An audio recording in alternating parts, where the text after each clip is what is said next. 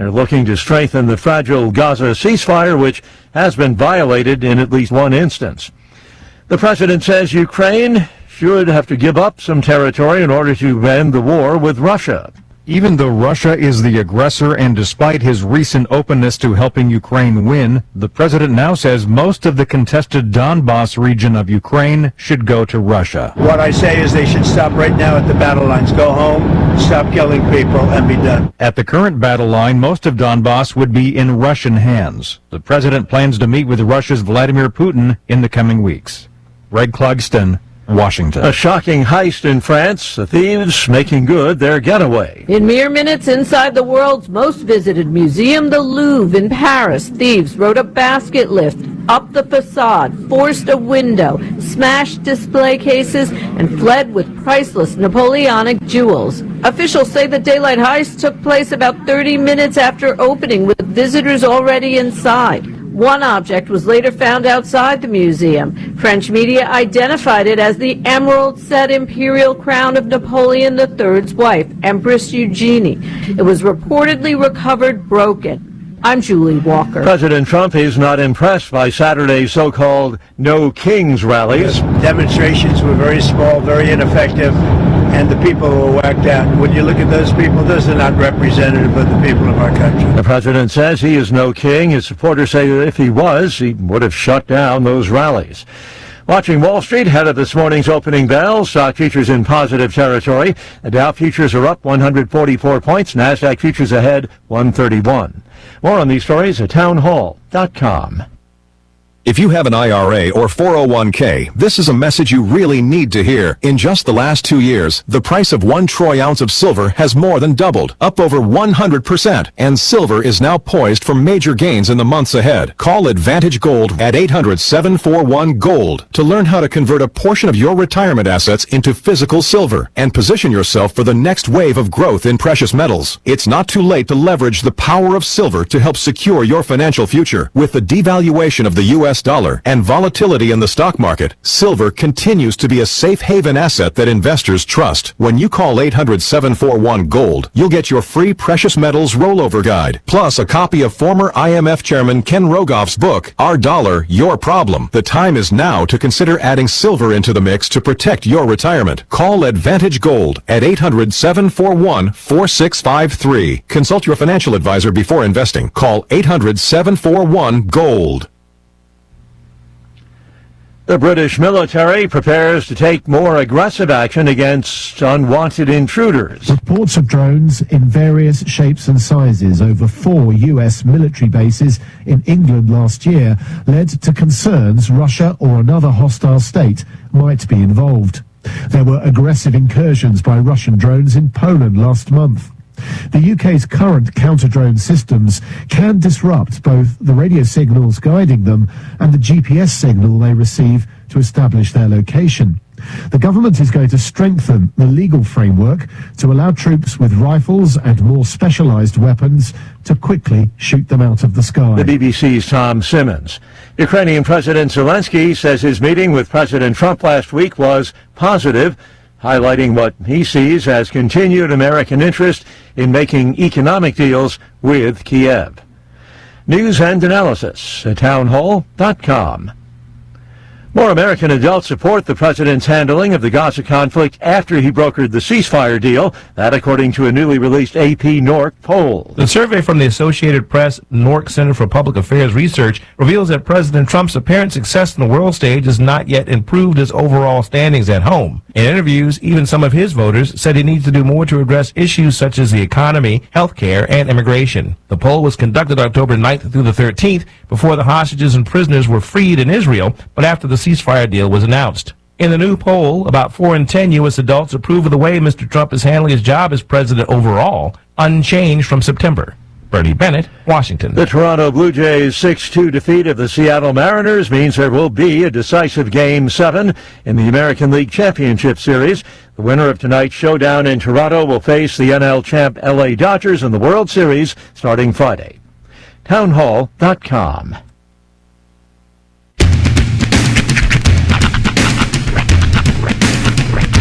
What in the wide world of sports is going on here?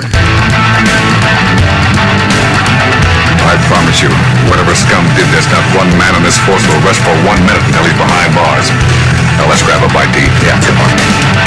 Feel the hot wind on my shoulder, and the touch of a world that is older. I hit the switch and check the number. I leave it on and then I slumber.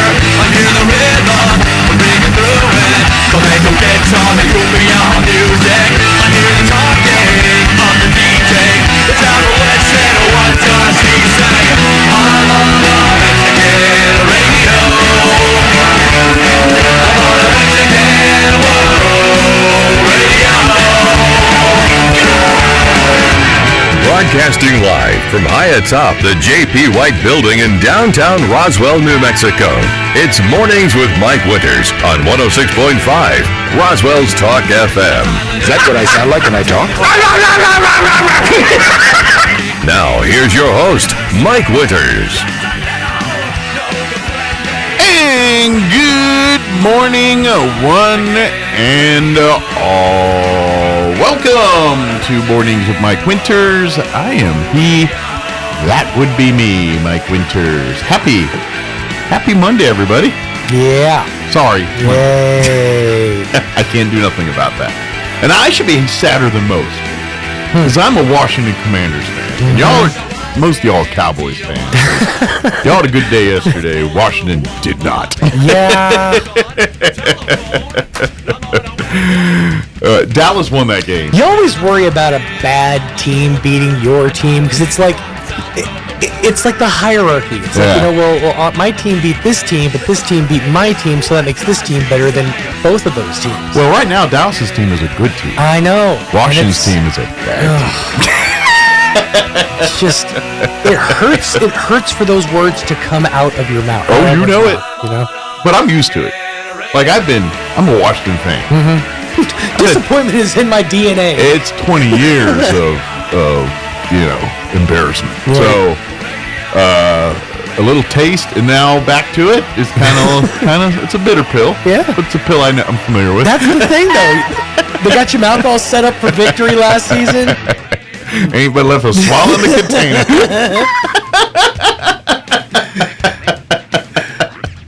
Yep. Like, here's what victory tastes like. Enjoy that. Tip that back. Yeah.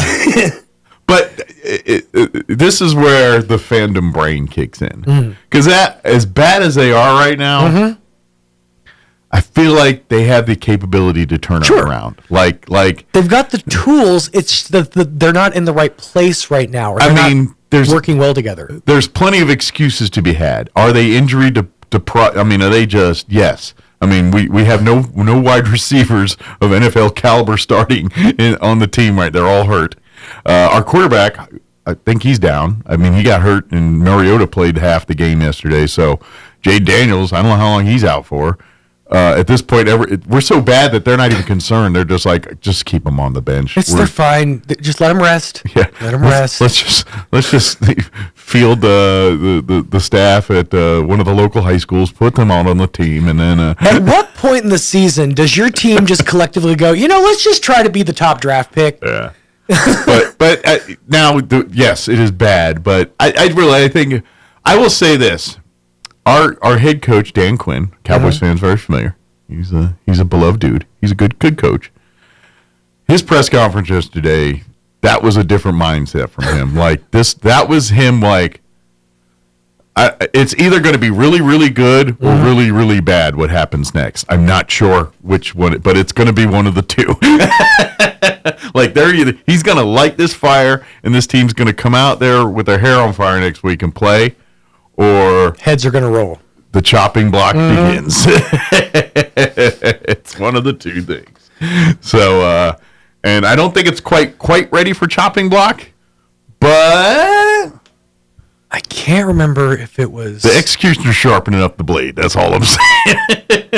I think it was an episode of The Simpsons where Homer was the high school football team coach or the local kids pee-wee football team coach. Yeah. And the joke was he just kept cutting everybody. You cut, you're cut, you're cut. At one point he's like, oh, that's such a good idea. You're cut. And by the end he had 2 people. And And that's probably going to be, I think, the Commanders by the end of the season. Ladies and gentlemen. Injured or cut. Ladies and gentlemen, your Washington Commander. Commander. We love you, John. Yes. But, no joy in Modeville for me yesterday as the Commanders looked bad. Yeah. Bad. But good weekend overall. It's still early in the season. You guys can still turn it around. Yeah, Sorry, I couldn't even keep a straight face saying it. I mean, mathematically, yes, we can. But, But, and let me, unfortunately, the hits just keep on coming. Because, our next several games, we've got, the Kansas City Chiefs, the Seattle Seahawks, and who else? Someone else good there. I haven't really kept track of Seattle this season. Are they they halfway decent? Well, they're better than Washington. I mean, I think we play Miami once in Spain or something. Okay, so you got a victory coming. Well, you got a win coming. That's the battle. Let's go to Europe and see which team sucks more. Right.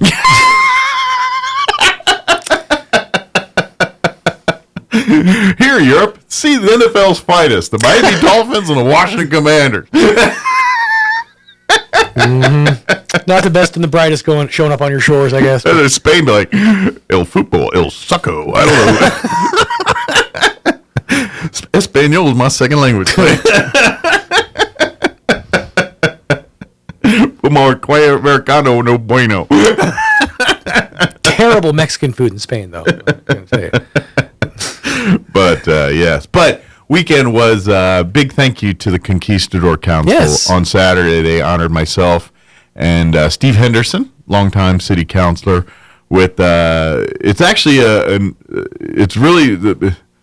it's a big deal in that it's kind of all Eagle Scouts. We got an award basically saying, hey, these guys continued to carry on the mantle of what scouting represents through after scouting, and that's what this award recognized myself and Steve for. And so it was really an honor. Just now, not trying to compare dollars to donuts, but Steve was a longtime city councilor. He did a lot of great stuff. I told marginally bad jokes on the radio while telling. Hey, don't you dare discount this service that you provide, sir. So as far as achievements, kind of not a close. I just like that now you've got a quotation name. I do. You're now batting Mike Winters. Sisson. I've always had that high since in my days in radio. I've always had to play. It's just I never thought about that. I'm gonna have to be at some point. They're gonna put me in a newspaper as Sean Smalls. Oh man, really should have thought that one through, huh? Well, there could be worse ones. I'm just saying. But it was a nice ceremony. We had, of course, Matt, our guest, who just so coincidentally going to join us here in a few minutes. I don't know, man. It feels like a setup. You're right. The check's in the mail, Matt. Yeah. But slides across desk.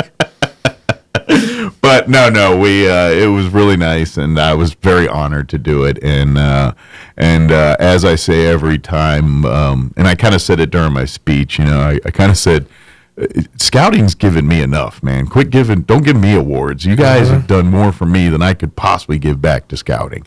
And so that's the way I see it. And and I will say it right now, like I do every single time. If you have a child, scouting is, in my opinion, one of the best things that we have in existence that can prepare your children for future, no matter what paths, what dreams, desires they have.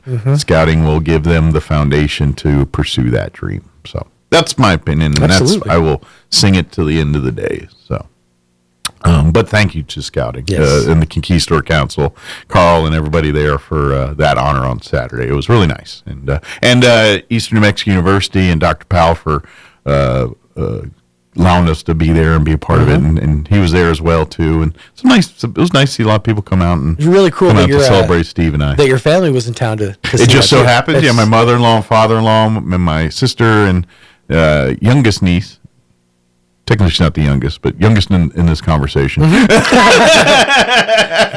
that we gonna talk about. Youngest in this particular. on that side, I got my side of the family too. But anyway, and so they got to be a part of that to see that. So it was kind of neat. It was a lot of fun. I probably should give you the rundown. We do have a full plate show for you today. As I mentioned just a few minutes ago, Matt Bristol with Bristol Law going to join us for his monthly visit. We always talk legal advice and things like that, whether it's legal advice for your business, your home, your family, /financial. Just kind of the Matt is a very esteemed scouter as well. I'm pretty sure being prepared is part of his daily day as well. And so a lot of what we have is the scout motto of being prepared. That's pretty much what we're going to do that. So Matt will join us in just a bit for our monthly conversation.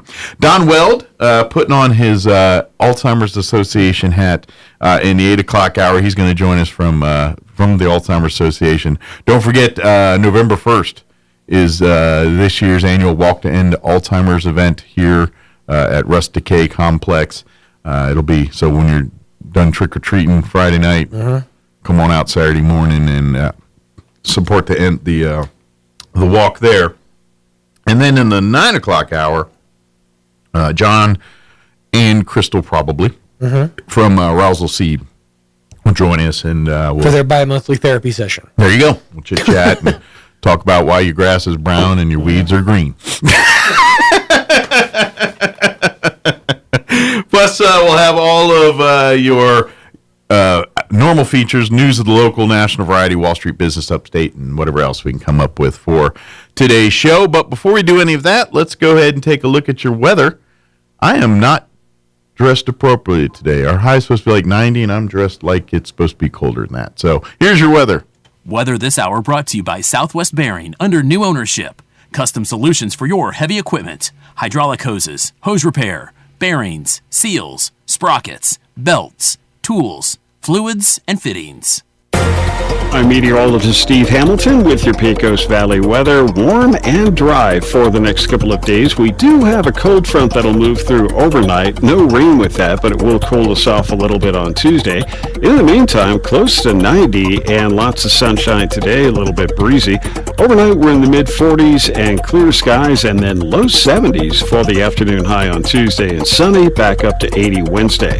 That's your latest forecast. I'm meteorologist Steve Hamilton. Thank you, Steve. Currently, 44 degrees here in Roswell. Humidity is at 79%. Winds are out of the north at 8 miles per hour. Yeah, a little roller coastery at least for the first half this week. Today is going to be warm. Sunny, expect highs near 90. Winds out of the west, 5 to 15. So nothing out of the ordinary there. Tonight, skies will be clear. Overnight low of 45. Northwest winds 5 to 10 miles per hour. So a little chilly, but not windy. Tomorrow, sunny, but a high of only 73. So we're seeing, 20-degree drop there in a day. But without major winds, so I'm a little baffled. Northwest winds 5 to 10 miles per hour. Tuesday night, clear. Overnight low of 46. Wednesday is kind of the Goldilocks with 90 on one day, 73 the next, right in the middle, 80 for Wednesday. So we got Papa Bear, Mama Bear, and Goldilocks Bear on Wednesday. Winds out of the south, 5 to 10 miles per hour. Wednesday night, mostly cloudy, overnight low of 55. Thursday, sunny, mid-80s, 84 for a high there. Friday, sunny, back down into the mid-70s. And then for the weekend, sunny and 80 Saturday, 81 and sunny on Sunday. So pleasant week overall, but little roller coastery with the temperatures. Warm and a little cooler, then kind of settles in the 80s to kind of balance out the week. All right, let's see. It is, let me get back to my other screen here, 7:19. Let's go ahead and get you into your Roswell Livestock Report with Smiley Wooten and a quick commercial break. And then Matt Bristol with Bristol Law will join us on the other side. Don't go away. You're listening to Mornings with Mike Winters. Happy Monday, everybody. Good morning. This is Smiley Wooten at the Roswell Livestock Auction. A good October run this week with a nice selection of all classes of cattle, especially high-quality native calves, light yearlings. We expect to sell 1,200 head, breaking down like this. 175 to 200 weigh cows and bulls, 75 to 100 pairs bred cows, 950, 1,000 calves and yearlings. Today's sale will include 15 to 20 cow-calf pairs, mostly black white face, red white face English crossbred cows with Angus or Charolais calves at side. Pairs 3 to 10 years old, 25 cows, excellent quality black white face Angus crossbred cows, running with Angus bulls to be pregged this morning.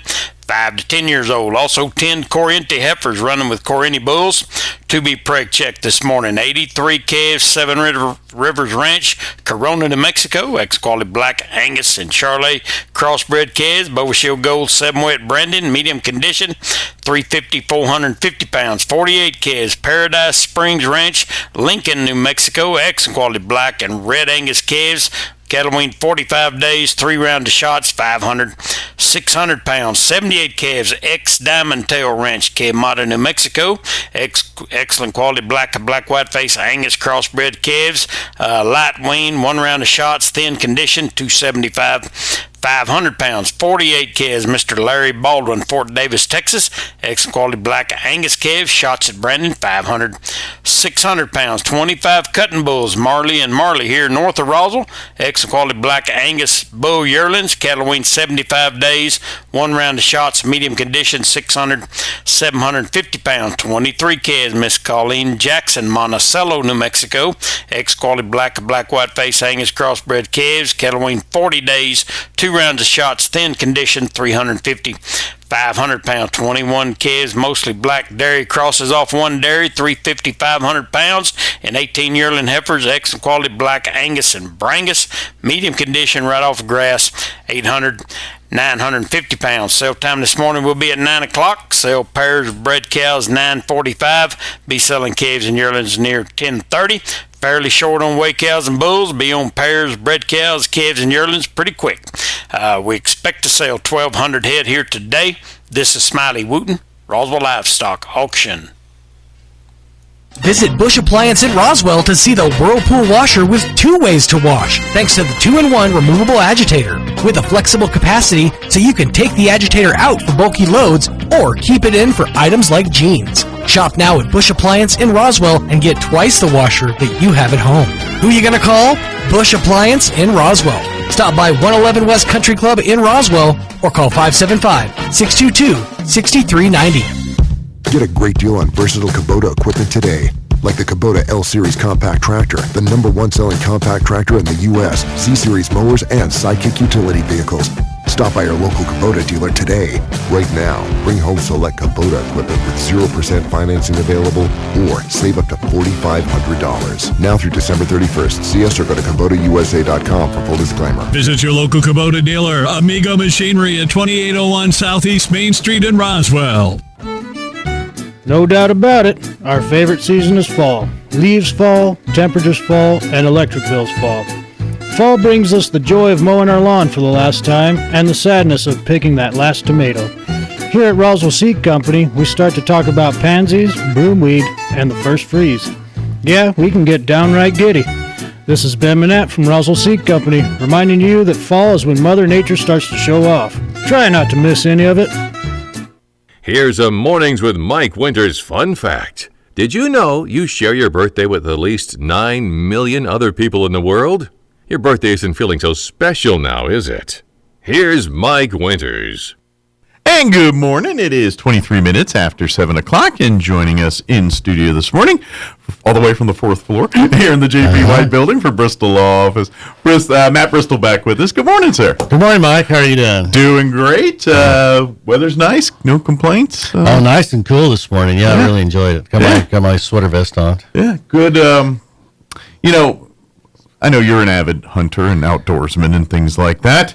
And this is, one could argue, probably the best season for those activities in New Mexico here. Yeah.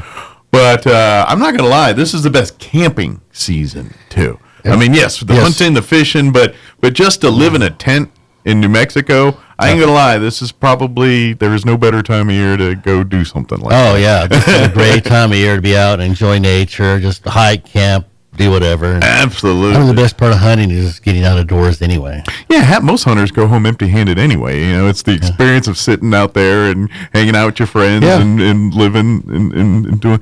Yeah, the hunt is successful. The hunt that usually does.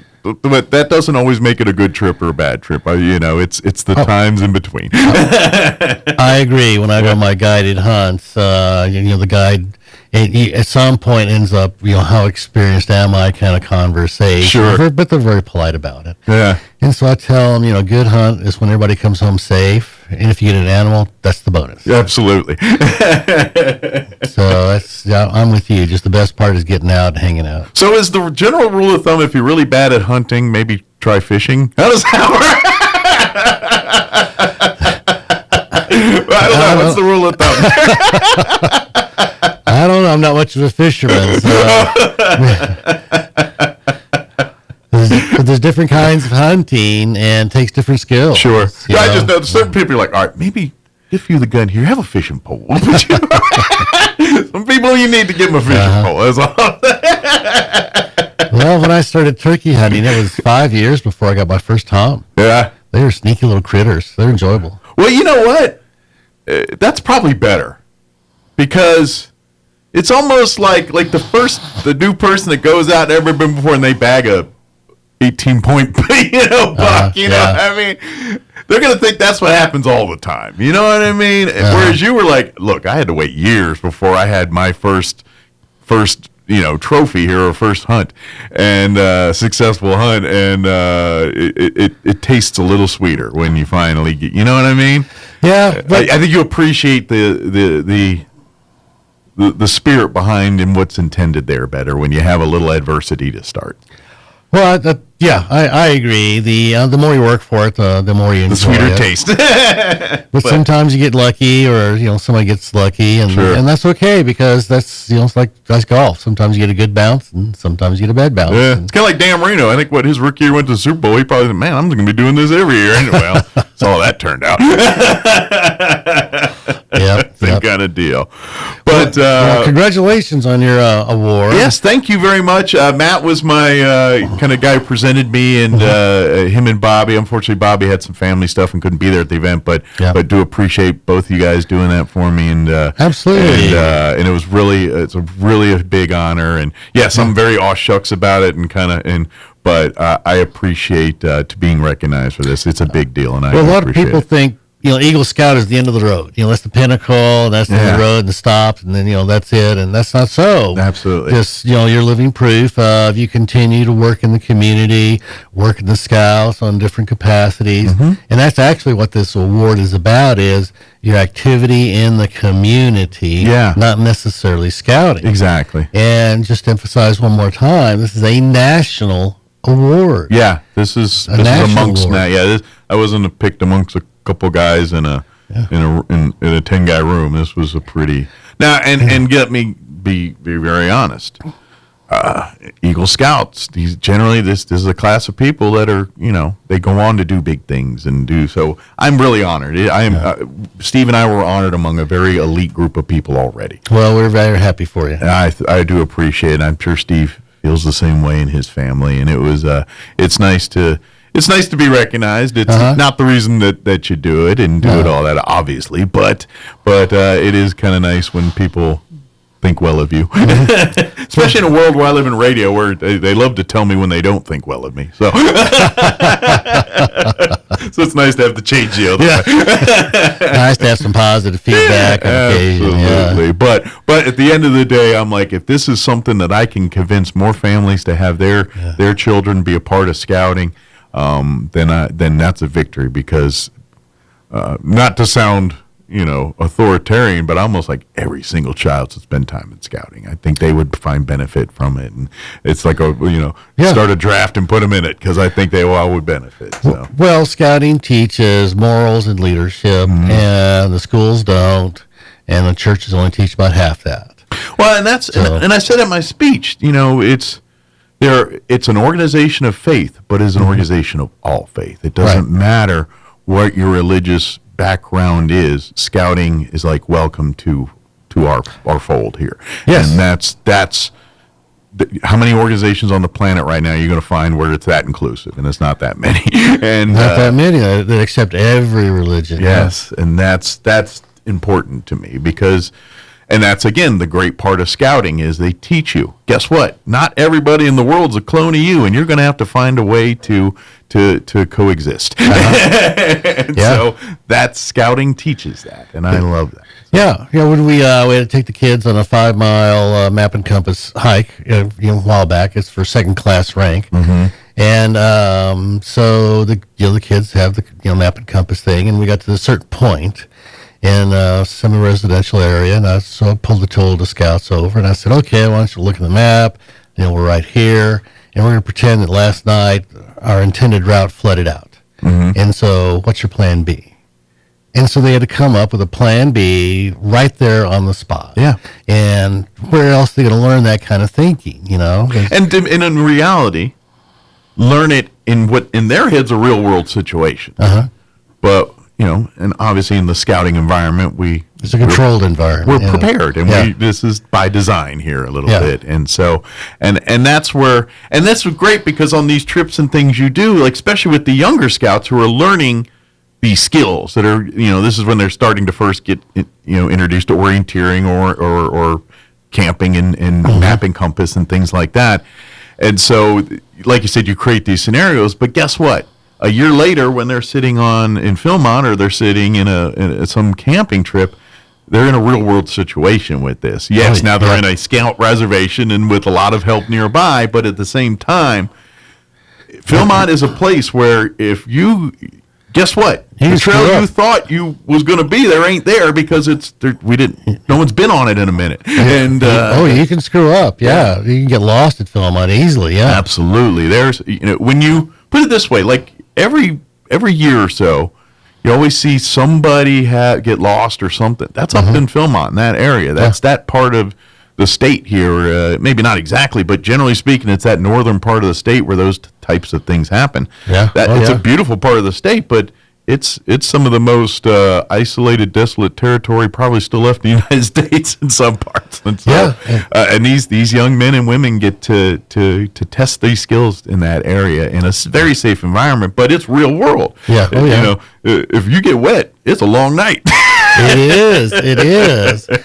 But they got to learn that stuff. Absolutely. And if they, don't build the tent just right, they're going to get wet. If they don't do this just right, there's going to be a consequence. Absolutely. And there's not too many places where they actually learn consequences. Absolutely. You may live till you're eating someone forgot to pack the stove and you're eating crunchy dehydrated food or something. Exactly. Or not eating, only eating half a dinner because somebody forgot something. Exactly. That's but that's what scouting teaches, and that's what I love. And it's so and so I'm so honored about this. I know we're kind of get sidetracked and going all that. And we're going to talk about legal stuff, I promise. But I'm just so thankful and folks, please look into scouting. If you have children that you are of age and they can start as early as kindergarten now up through beyond high school. Tiger Cubs is pretty darn young, yeah. And then there's there's Cub Scouts, which starts at an early age. Scouting is around 6th grade, I believe. Yeah. Maybe age-wise, maybe a 5th grader, but generally it's around 6th grade. And scouting is co-ed these days. Absolutely. Hello, women can be Eagle Scouts too. Absolutely. And this is where I probably should know this, but when they can go all the way to the beginning, right? Women, females, they can start in the Tiger Cub program. As far as I know, yeah. Okay, I was just because I know it's in the actual, for lack of a better term, the traditional scouting portion that most people know. I know that is, but I didn't know if it went into Cub Scouts and into Tiger Cubs as well. Yeah, as far as I know. Okay. So the good part that Mike is talking about in Cub Scouts is the graduating rank in Cub Scouts is Webelow. And the reason Webelow is important is because as an adult, there's only 3 child ranks an adult can wear. And one of them is Webelow, Arrow of Light. The other one is Eagle Patch. And then there's the God and Country. It's called God and Country for Protestants. Yes. Ner Talmud for Jewish faith. And for the Catholic faith, it's the Agnus Dei. So those are the only 3 boy awards that can be continued to be worn as an adult. I missed out on that. Yeah, I didn't get 2 of the 3 ain't bad. Yeah, I didn't get the Arrow of Light, unfortunately. That I did. I was. There wasn't Tiger Cubs when I started, and isn't Weeblows a 2-year program now? No idea. Okay, it was for a minute. I don't know if it went back to 1 year or 2. It was only 1 year when I went through, but I know, like at the end of my scouting career, they were doing 2-year Weeblow, and I don't know if they still continue that. I've worked with the Scouts, not the Cubs, so I just don't know. But anyway, so that's kind of what we're talking about, is those transitions. And so call the Scout office, see if there's a troop near you or meets on a night that's convenient for you. So you don't have to go to a Scouts that meet at your particular school if their meeting night is not convenient. You can go somewhere else. Absolutely, yeah. And fortunately, we have I would say there's probably a Scout troop within a mile or 2 of where you live here in Roswell and everything. We have as far as we have a good group of Cub Scout packs and Scout troops and things through that odds are pretty good. You probably got one within a couple miles of where you live right now. So. And the uniforms can be costly. However, at the Scout office, they do have financial aid available to help. And depending on your Scout troops or packs, some of those do too. I know, our American Legion sponsors a Scout troop, and that's part of our deal. Is actually what they do is if your family comes in the Legion and things, we kind of help pay for uniforms and things like that too. So kind of an added little bit deal, because yes, that initial expense can get a little pricey if you're buying and then if you happen to join, because I remember too this one, I joined right around the time before us getting ready to start summer camp. And so we're like going to the store and getting the backpack, the hiking boots, basically the whole kit and caboodle. Yeah.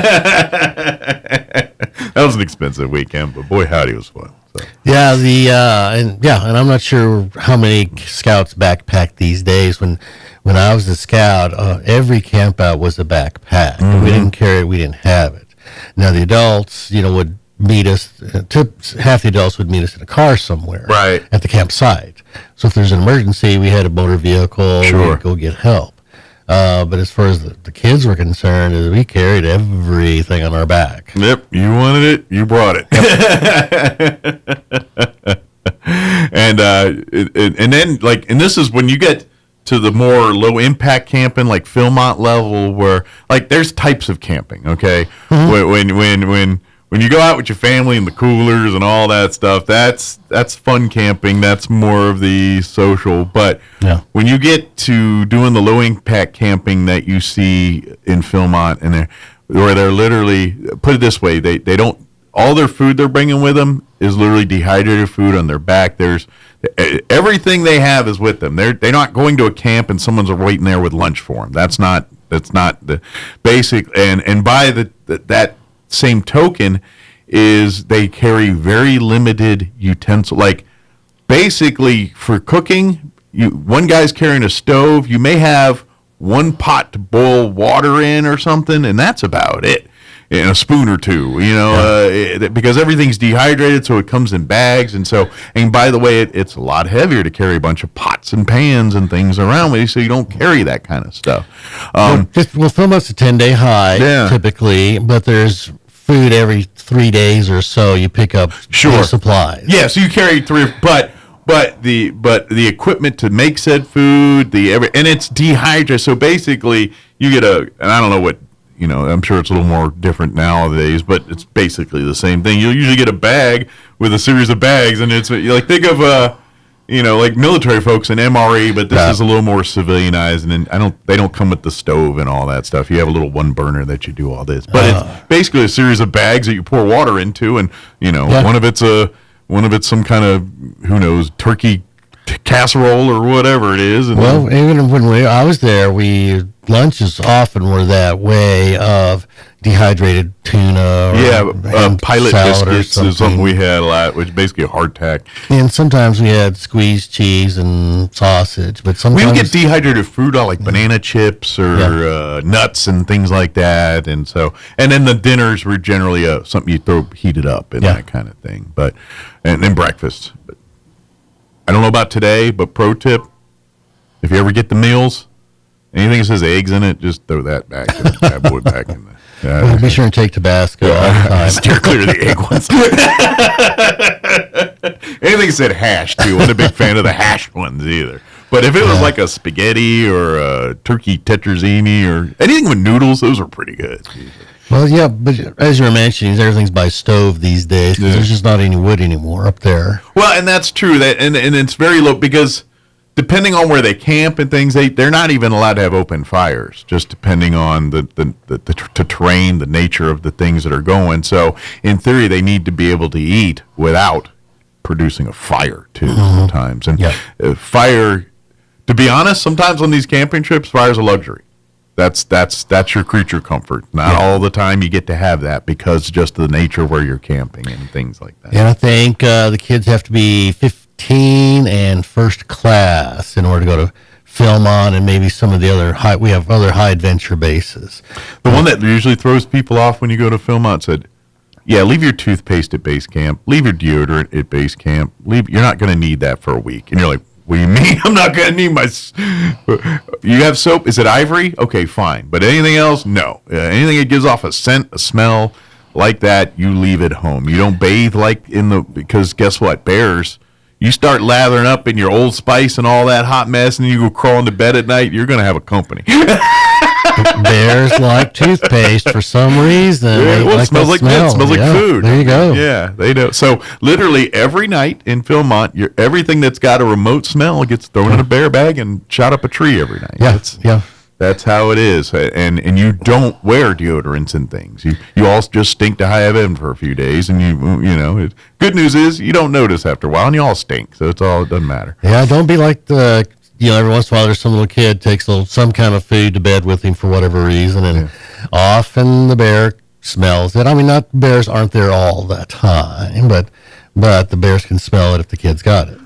I guarantee you go to Philmont and spend 10 days in Philmont, you will see a bear go through your camp some point or another one time. It's a law of statistics. It'll happen. When I was a camper, we never saw a bear. When I was staff, we didn't see any bears. No, I saw one. I saw twice when I was in Philmont. Yeah.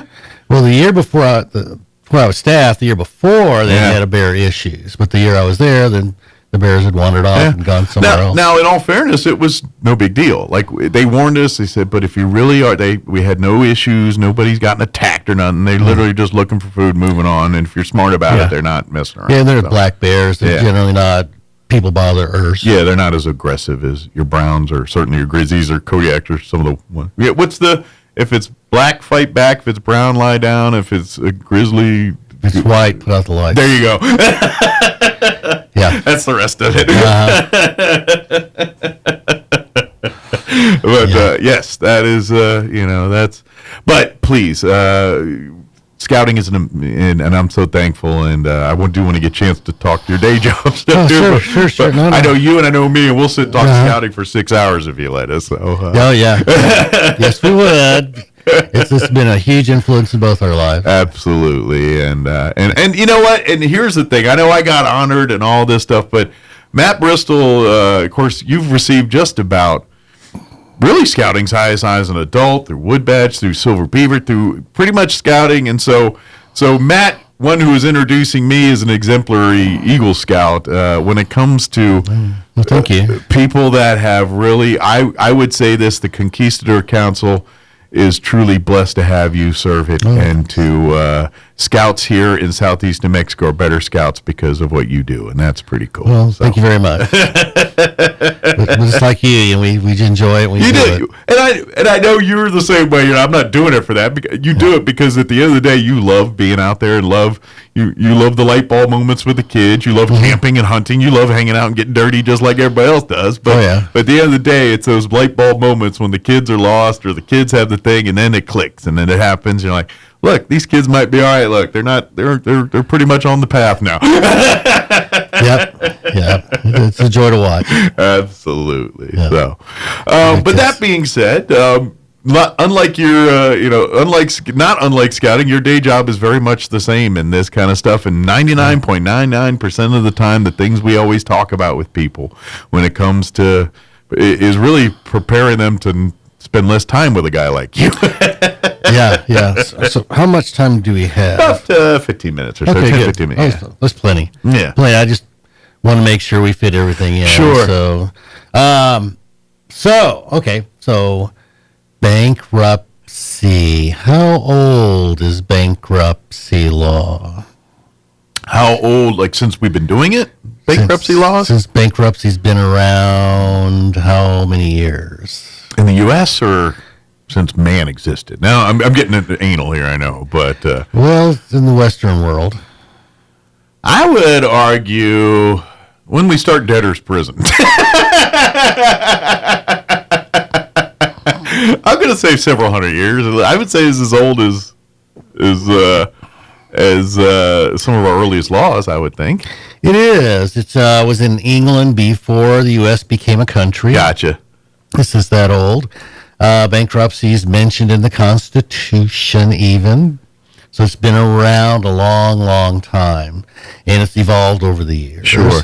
But, 300 years ago, they realized sometimes stuff happens and needs to be fixed. And sometimes, the bankruptcy is the way to get back on your feet. Sure. The idea is to get a fresh start. So it's one of the few areas where we actually get a do-over. If done right and if done with the intent of which it's supposed to be. Yeah. Of course, like many things, people always trying to build the better mousetrap, and and then turn a good thing into a bad thing sometimes. So. Well, it's anywhere you go. That's true. Absolutely. So is there a minimum amount you have to owe to file bankruptcy? I don't know. My logic would say I don't think it's necessarily a number and more than a percentage of debt to income kind of ratio kind of thing. Whether it's if you've got $5 in money and $10 in bills or $1 million in whatever it is. I don't think that number matters. But I have no idea. I'm guessing. There's no minimum amount. Okay. Do you have to be behind on your bills?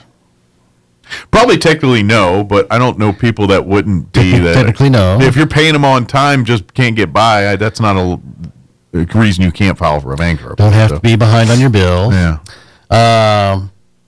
Do you have to be bankrupt to file bankruptcy?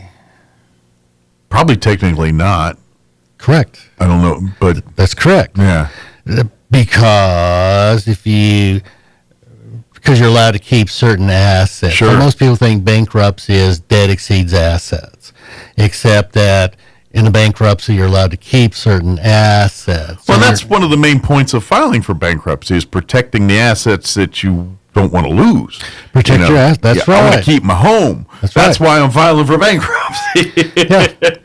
So people think it's the end of the world, and it's really not, because you're still going to be employed. You're still going to get up the next day. Yeah. So as far as house is concerned, so they look at that as how much net worth is there in the house. So in some states, every state's a little different. So in New Mexico, you get to keep so many dollars worth of net worth of house or equity. Okay. Fair market value minus debt. So in New Mexico, each homeowner can protect up to $150,000 with a homestead. Okay. Which in New Mexico, depending on your house, there's probably could be a whole one. Exactly. Or at least if between a couple, that'd be $300,000. $300,000. Yes, and that would cover you too. Yeah. So even if it's a $400,000 house, but you owe $300,000, that's only $100,000 with a positive net worth. Yeah. And each homeowner can protect up to $150,000. So that's pretty darn generous, and that covers just about everybody I've met so far. So motor vehicles, you're allowed to keep $10,000 with a positive net worth of motor vehicle, and so most people finance the purchase of their motor vehicle, and it's upside down for the first 5-7 years. But I'm not saying you can or could, but in a legitimate bankruptcy situation, are they really keeping the car? I thought they just turn that in and get a lesser car or something like that. Well, that's a good question. Yeah. So, when in the situation of collateral, yeah, which is a house, a car is collateral for its loan. A four-wheeler is going to be collateral for its loan. Right. So that is an option item. So the motor vehicle you can option to keep, or you can option to turn it back. Yeah. The four-wheeler you can option to keep or option to turn back. I guess it's priorities, you know. Well, in my world, I'm looking at that like, sorry, I'm bankrupt. That Escalade ain't exactly jiving with my lifestyle now. Well, yeah. So if it's the car payment is $900 a month, you can opt out. Yeah. So people have that opportunity. Yeah.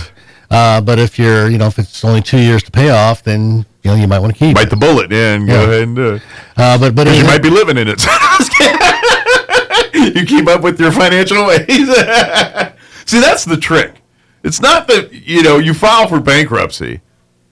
If you keep doing the same dumb financial things that put you in the bankruptcy situation to begin with, you're just going to be back where you were before. Learn from the lesson. That's the big, at the end of the day, when it comes to bankruptcy. So one of the sections of paperwork in the bankruptcy is a budget. Yeah. And so we do a budget with every single person, and we try to show them, if you follow the budget, this is how you keep from getting in trouble in the future with overuse of credit cards or whatever. The budget contains a savings portion. It's a 5-year budget, and so if anything blows up the next 5 years, you have to use cash to pay for it. So by default, it's creating their own little nest egg, basically, or safety net, so to speak. Well, it provides the opportunity, and most people follow it, and some people fall off the wagon. But if you just save $400 a month, okay. So husband gets paid twice a month, wife gets paid twice a month. That's $100 a paycheck. Right. So you can save $100 a paycheck, $400 a month for 25 months. That's 2 years. Yeah. That's $10,000. That's not a bad little thing to do to prepare or put away for the future. Yeah. Or do whatever. Yeah. And then that's 2 years. So you got 2 tax refunds. Yeah. And so that's now you've got a nest egg.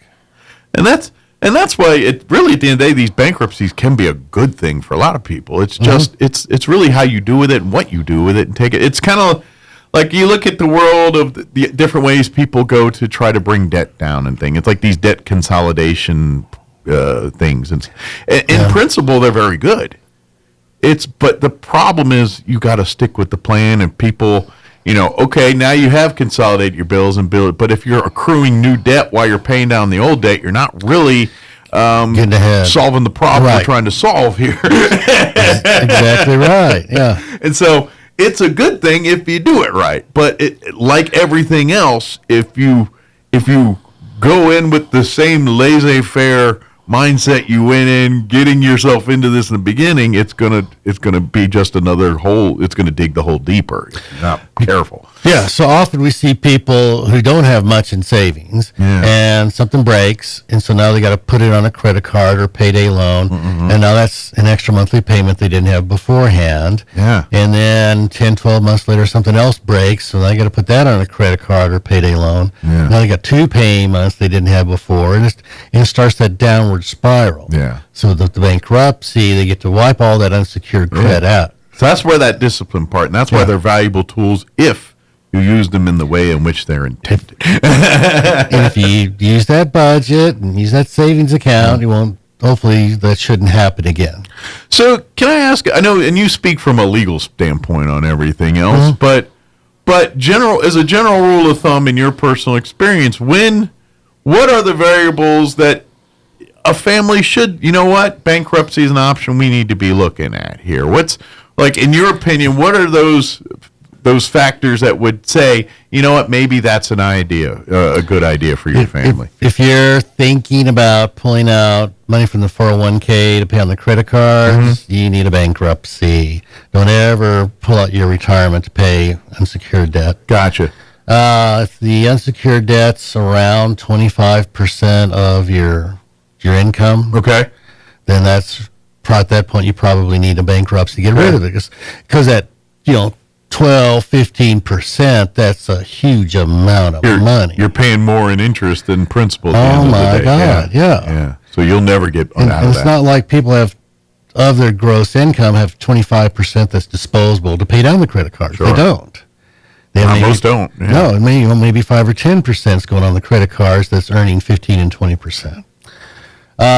So if you're having trouble paying the credit cards, trouble paying the bills because of the credit cards, then you need to talk to somebody about bankruptcy. Sure. And just because you talk to somebody doesn't mean you have to do it. At least just get some good information. Absolutely. Every so often, and I find people that say, look at their situation. It's like, okay, you don't need a bankruptcy. You don't have a debt problem. You have a budgeting problem. Sure. Let me show you how to do a budget.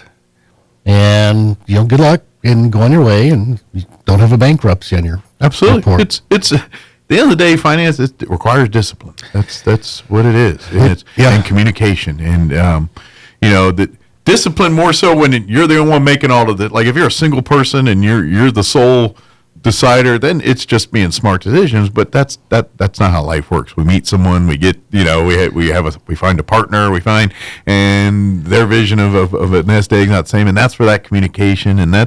But at the end of the day, it's discipline. It's gotta if you're trying to achieve a financial thing, you gotta have a game plan. You gotta have goals. Right. You gotta set. All right, what's the plan to get to? I want to be a millionaire by I'm 30. Okay, what's the plan to do that? How are we going to do that? And then, in whatever that goal is, I know I'm just throwing a random thing out there, but that's how you have to tackle these kind of things. Yeah, and the hard part with discipline is it means you're going to end up doing without. Yep. You have to do without something in order to not have the debt. So. And that's why it's so hard, and that's why there's not more rich people. It's because the only way to save money is to not spend, and not spend means do without. Marketing and salespeople do an excellent job in convincing you that you need that thing right now. I've seen people with not a whole lot of money, but they do DoorDash. Yeah. Or have groceries delivered, and it's like, what? Really? But I know, just for me and my wife is coming up through the years and where we're at today but those were I knew those hurdles. It'd be like, hey, no, we're trying to get our house here.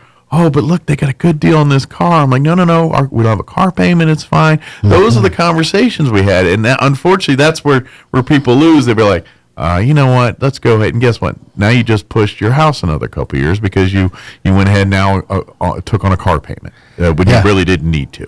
And those are the kind of decisions I'm talking about that really you need to do, because at the end of the day, those are the ones that get you there. And, do you need the nice car now, or do you want to wait to this is.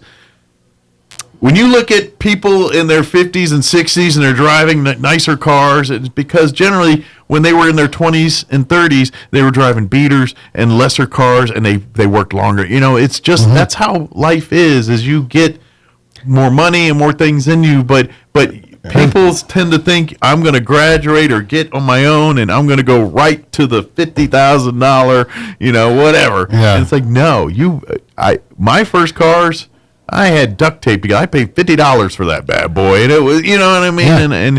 And that's it's a trade-off. Yeah. If you buy, work in the oil patch and you buy those $80,000 pickup trucks. Yeah. Okay, but guess what? You're not having because you got that car payment. You're not having retirement savings. Exactly. And so, I decided a long time ago, if I can't pay cash for something, I just don't get it. Yeah. And that's the discipline part. And I just saw we are about out of time here, but. Okay. We definitely, but that's really, so when it comes to bankruptcy, please, it might be, but really, probably before you consider it, talk to a guy like you, have a conversation and say, just get information. Yeah. And just because you talk to somebody doesn't mean you have to do it. Yeah. So one last thing on the assets. Yes. I was explaining how there's you can protect so many dollars with a home, so many dollars with a motor vehicle, and there's one asset that has no dollar limit on it. Guess what that is? I don't know. Retirement. Okay. I was thinking something physical. Dang it. That's right. Oh, no. There is no dollar limit on how much you can have in your 401k in a bankruptcy. You could have $500,000 in there. And still file bankruptcy. There's no upper limit. So good thing if you hide all your money there. Keep shoveling in there. Yeah. Save it for the rainy day. So, unless you have a real short fact deal, we'd have to. Real short one was so in ancient Greek, thinking if you were in a wrestling contest, a running contest, any kind of contest, you would strive to work as hard as you could to the point of pain. And so the Greek word for a contest, particularly athletic contest, was agonia. Okay. Because you were in agony. We worked to the point of agony. There you go. And if you grew up in the 70s, you knew all about the agony of defeat, the thrill of victory, the agony of defeat. They don't still do like that on Wild World Sports, do they? They don't do that, but you don't see many people these days who are willing to work so hard for something that they're willing to be in agony about it. Nope, not anymore. Everything's on the phone app. Yeah, everybody wants the easy way. But anyways, Mike, thank you so much for thank today. You, and thank you for congratulations again. Thank you, and thank you for speaking and doing that for me. I so appreciate it. And please, if you have any questions when regarding to legal stuff, whether it's family law issues or starting that business, or I want to start a business, I should talk to Matt first about how to set up my business, please reach out to Bristol Law Office. You can go to their website, bristollaw.net. BristolLawOffice.net. BristolLawOffice.net, or schedule an appointment, come by. What's the phone number if they want to call? 575, of course. Yes. 625-5284. Please, and have that conversation first, and he might tell you, you know what, no, fill out this form, do this, you're good to go, or say, you know what, no, we need to set up a time and sit down and let's hammer this sucker out. Just take a look at it. Yep. Absolutely. Well, thank you, Matt. Thanks, Mike. I'm sure you got some people waiting on you right as we speak here. So we got it's 8 o'clock. You're listening to 106.5 Roswell's Talk FM, KEND, Roswell, New Mexico. We'll be back on the other side of News in Progress. Stand found in a tree in Florida. It had a direct view of the area where President Trump exits Air Force One at the Palm Beach airport. The president says he will cut U.S. aid and hit Colombia with punishing tariffs. Mr. Trump accuses Colombia's president of being a leader in the production and the distribution of illegal drugs. In Paris, the search goes on for the thieves who broke into the Louvre Museum, smashing display cases, making off with priceless crown jewels. Watching Wall Street, the Dow 221 points higher. The Nasdaq is up 235 points. More on these stories, townhall.com. Here's an important message from the Diabetes Solution Center. Do you like pricking your fingers to test your blood sugar levels? No one does, but it's important to maintain your health. And now, by wearing a small remote device called a continuous glucose monitor, or CGM, you don't need to prick your fingers anymore. It's easy to use and helps you make more accurate diabetes treatment decisions. If you are testing your blood sugar 3 or more times daily, injecting insulin, or using an insulin pump, call the Diabetes Solution Center right now. And if you have Medicare or most major insurance coverage, you may be able to get a new CGM at little to no out-of-pocket cost. Shipping is free, and we'll even bill your insurance company for you. If you are testing your blood sugar 3 or more times daily, injecting insulin, or using an insulin pump, call the Diabetes Solution Center right now to learn how to end the painful finger sticks and get your own continuous glucose monitor, or CGM, at little to no out-of-pocket cost. It looks like cooler heads will prevail in South Asia. Afghanistan and Pakistan, embroiled in fighting that has killed dozens of people and injured hundreds, pledged on Sunday to respect a ceasefire. The truce, mediated by Qatar and Turkey, came into effect immediately and is intended to pause hostilities. Violence has escalated between the neighbors since earlier this month, with each country saying they were responding to aggression from the other. Both countries signed a bilateral agreement, and a mechanism is being established in the future under the mediation of intermediary countries to review bilateral claims and ensure the effective implementation of the agreement. I'm Julie Walker. A cargo aircraft skidded off a Hong Kong runway early today, colliding with a security vehicle before both plunged into the sea. The 2 people in the vehicle were killed. News and analysis, townhall.com. A change in strategy for combating peanut allergies in kids. A study recommended feeding babies peanut products early to prevent allergies. 60,000 kids avoided allergies after such guidance was issued in 2015. Now, a new study finds peanut allergies in kids ranging from newborns to 3 declined by more than 20% after the initial guidance was issued. For decades, doctors had recommended delaying feeding children peanuts and other foods likely to trigger allergies until the age of 3. Jason Walker reporting. President Trump says the United States could purchase beef from Argentina in a bid to lower prices for American consumers. Beef prices have remained high for a number of reasons, including a drought as well as reduced imports from Mexico. More on these stories at townhall.com.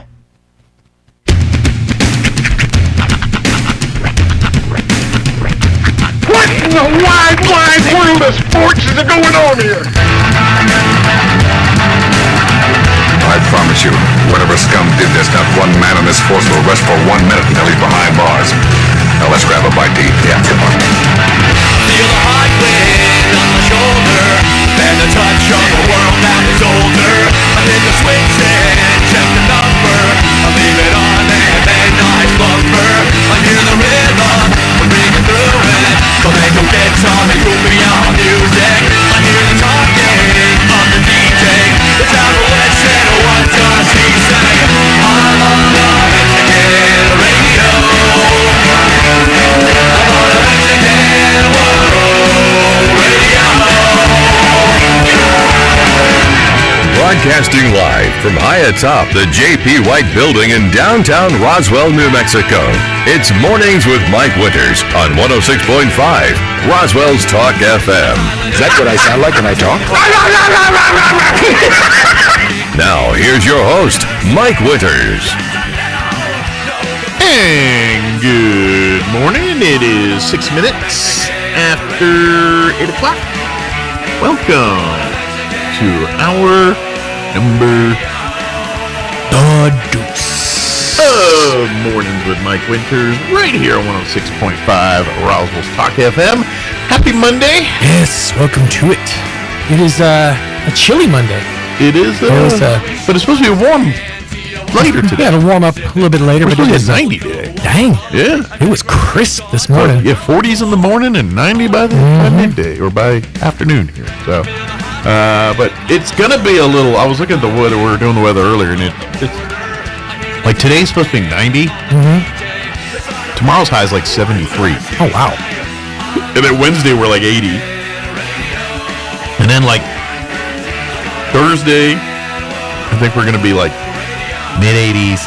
And then by like I think we're in the 70s again Friday.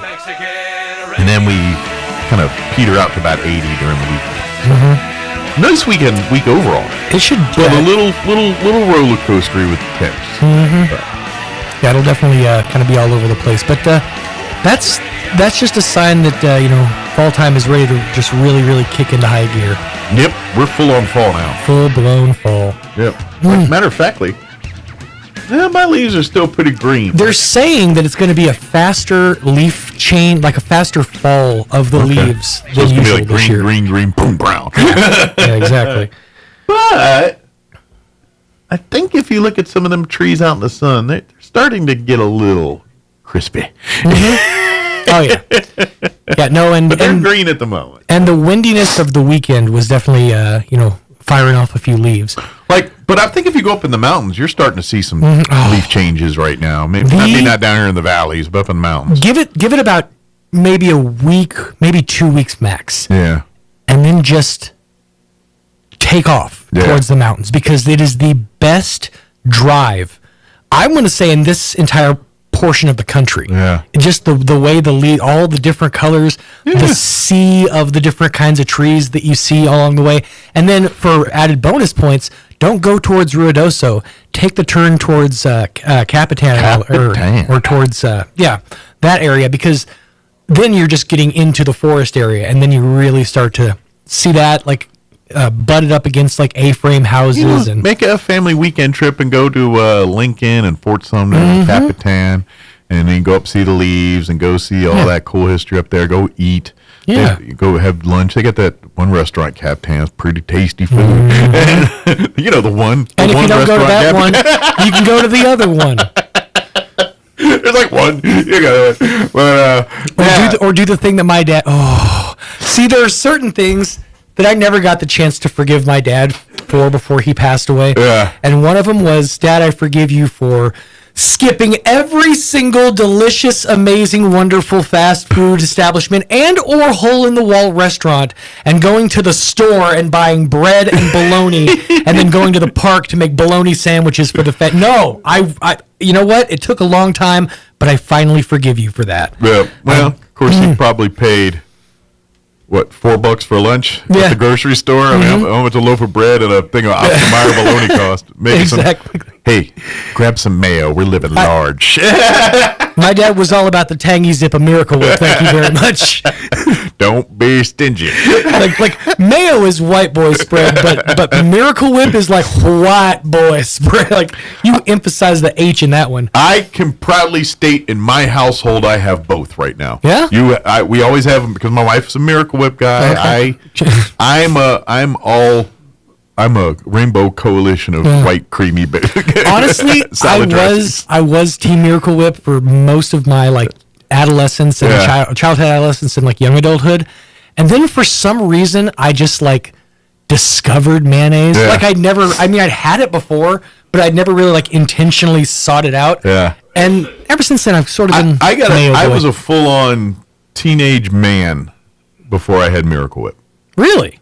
We grew up in our house. We always had mayonnaise. See, it wasn't Miracle Whip though. We had salad dressing. Right? Yeah, it was salad, but that never showed up in my house until and matter of fact, it was never in my house. I was out my own before I finally had Miracle Whip. Yeah, you grew up. What's this Miracle Whip about? You grew up in Maryland. Things were more hoity-toity, but you didn't slum it with Miracle Whip. No, we slummed things, which is Miracle Whip. I ate Scrapple. I ate fried bologna. I ate lots of. No, I wasn't bougie at all. I just think they're like, no, we use mayonnaise. Mayonnaise. That's some chemical compounded demand. That's the differentiators. I come from a place where we don't call it mayonnaise. It's mayonnaise. Let me get some mayonnaise on that sandwich. How do you spell that? No O's, that's for sure. One of my favorite poor people foods when I was a kid was a mayonnaise pickle sandwich. Ooh. See, I that's not bad, but I always went butter on a corn tortilla in the microwave for like 20 seconds. See, I lived in Maryland. We didn't know what tortillas were back then. That's fair. Seriously. That's a silent L. Yeah, there was a lot of tortillas hanging around Maryland when I grew up. Well, see, I grew up in Oklahoma, and we still had, corn tortillas and stuff. I mean, they existed, but they weren't in people's houses unless you went and bought El Paso or, hey, gather up the family and go to Chi-Chi's, baby. Yeah, that was... Like color televisions in the 60s. We didn't just have them in our homes. Yeah, they weren't around. You had to go to the cinema to get your tortillas. Yeah. You know what I mean? People just didn't buy them. They didn't have them laying around the house like they do nowadays. It wasn't a common food necessarily. But I could definitely see Miracle Whip and pickle sandwiches, or mayonnaise and pickle sandwiches. I ate many of those back in the day. That's a good get. Then you can use pickle juice like au jus. It's nice. Yeah, I had lots of different things on bread over the years. But don't do that to your children. I mean, sure, it resulted in this well-rounded individual, but don't subject your children to eating bologna sandwiches at the park when there's such delicious cuisines. Well, everything's done on an app nowadays, and then it's just the world we live in. But all fairness to my dad was the OG on that kind of stuff, because matter of fact, I was just telling this story over the weekend. My love for cold egg McMuffins is because of that. Is because Dad would go on our little day hikes or wherever, the Scouts and all that, and Mom would pack us a lunch, and Dad, and it certainly, so Dad would we'd go through the McDonald's drive-thru, get a sack of Egg McMuffins, and go on our camp or our day hike or whatever. At lunchtime, everyone's pulling out their sack lunches. Here's my McDonald's bag with a couple of Egg McMuffins. He's rocking out hot cakes and sausage over there while everybody else is choking down bologna. You'd think people would judge me, but I was the cool kid at the block because I had McDonald's. Right? No, when you pull out a bag with a logo on it, on a field trip, you kidding me? How's your high C drink box? Dang. What's in the foil ball? I got a McMuffin. What's up? Still got ice in this cup. Enjoy your bag of carrots and celery. I will. Thank you. But yeah, so I understand. Yeah, cold egg McMuffin I can understand. Cold fries I cannot abide. No. Cold fries are the devil. Yeah, they're cardboard. They turn into cardboard. And in all fairness, too, the best cold egg McMuffin is the OG egg McMuffin with the Canadian bacon. It doesn't work as well with sausage. It's disgusting with the steak. I can't even imagine doing just the thought of cold McDonald's egg, because it's that. I mean, even back then it wasn't. They didn't have the fresh cracked egg. It was the the white egg. Yeah. Yeah. That white egg, cold with cheese and the Canadian bacon all together. Mm-hmm. All right. Well, I'm gonna run to McDonald's real fast and buy you breakfast for tomorrow. Just set it on the counter. We'll get to it. That's baller right there. And when you can really learn to enjoy things like hours after they've not been great. That's like I've always argued with certain gas station foods. They kind of need the patina. Yeah. Like you need to know that dog's been rolling on that roller for maybe a couple of days. I got now. 3 words for you. 7-Eleven pizza. Got to be old. That's fair. My mind went to Allsup's burrito because it's like a fine wine. It really does age. You kind of want them at the end of the the freshness cycle. As a matter of fact, it's a marination thing. Maybe that's lunch today. I'm going to strike. Give me some 7-Eleven pizza. I need to leave now and set it on the counter. That's I'm thinking that might be a good idea. But probably should get the hour going, I reckon. Got our guests patiently waiting up in the foyer. Probably revolted them with our dietary proclivities. I'd like to think we sparked debate. People all over Roswell right now are having the mayonnaise versus Miracle Whip debate. Of course, people are probably going, no wonder this dude's at the doctor all the time. Yeah, I earned this. This was supposed to happen. This is like Thanos, I am inevitable. Yeah. You see these NFL players now, 20 years later, can't get out of bed. This is my battle. Copious amounts of bad choices. It happens. Let me give you the rundown for this hour of the show. We'll get you up to date with the weather here in just a bit, although we did it already. I don't know why you need it. But, it's going to be hot and then cold and hot again. There you go. Think Katy Perry. There you go. And then, of course, we'll have the folks from the Alzheimer's Association join us. I know Don's here. I heard a voice, but I couldn't identify second voice. Voices in the night. So they'll join us here. And, of course, Walk to End Alzheimer's is coming up. We're days, well, technically weeks, because it's not this weekend. We're about 2 weeks out. But it's days away. It is days away, yes. Yeah, and that'll be coming up here Some November could argue 1st. Hours away. Yeah. A number of hours. Still a lot of hours. Many number of hours, but still hours away. Too many hours to really put it down into measuring it by hours. Let me go do the math, and I'll let you know how many hours. That's and get right. back to you. Then we'll get you with the minutes. But that'll be happening at the Rustic K Complex here November 1st. So there's still time to sign up your teams and start raising money for Alzheimer's Association. But we'll chit-chat with them here in just a few.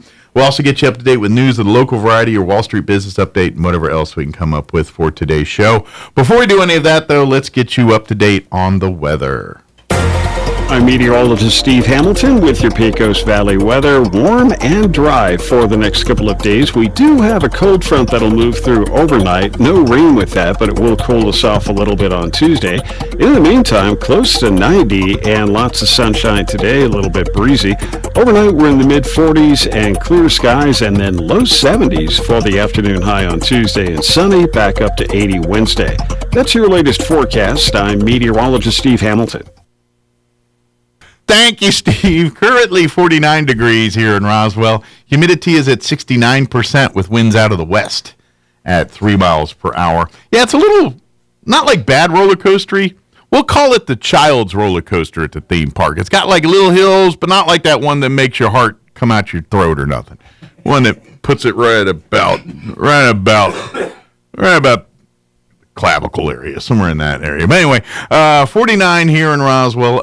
But today we're going to hit 90. Sunny, highs near 90, winds out of the north 5 to 15 miles per hour. At some point they're supposed to shift to the south. Watch out for that.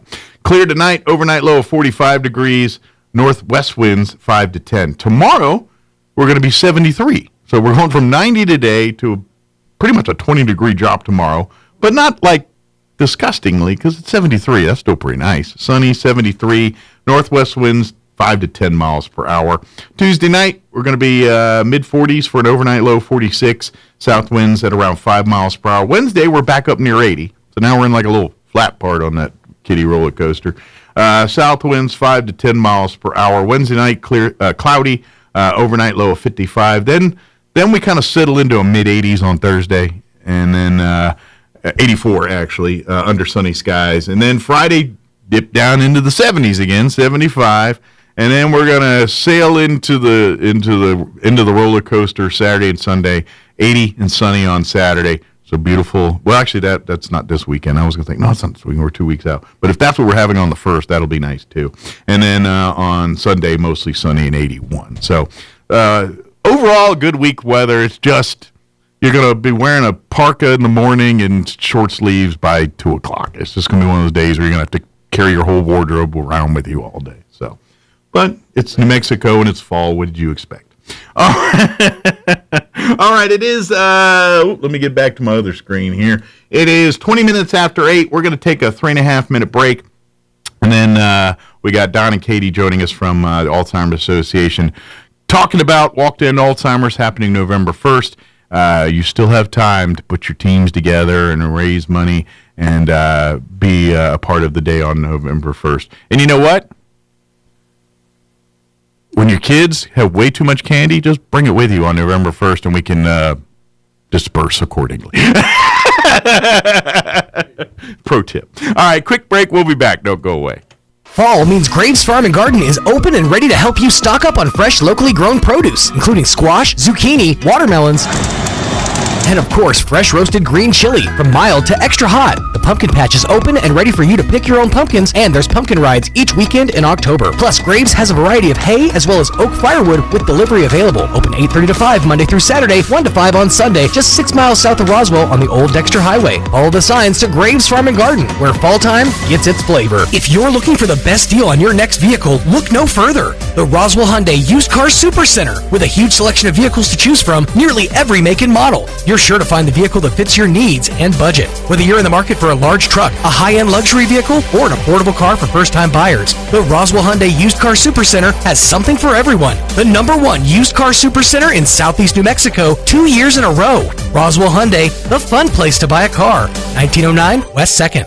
If you want to install a new roof, you can do it the cheap way or you can do it the right way. Jennifer here from Trustmark Roofing, and one of our customers recently found this out the hard way. He was going to hire us to re-roof his roof, but he found someone to do the job for $2,000 cheaper. Half a year later, this customer called us to re-inspect his brand new roof. Turns out this contractor was not a contractor at all. He had no license and no insurance. The roof was installed incorrectly and never had been passed by the city inspector. We had to re-roof his brand new roof, tear off the shingles and start from scratch. It was the most expensive $2,000 anyone has ever saved. If you need a roof installed the right way, you can trust who your neighbors trust. You can trust Trustmark Roofing for no obligation to the penny quote on your roof transformation. Call 575-755-ROOF. That's 575-755-7663. Trustmark Roofing, we put people first. Looking to start, continue, or complete your higher education journey? Join the more than 6,000 fellow Greyhounds on their journey to student success.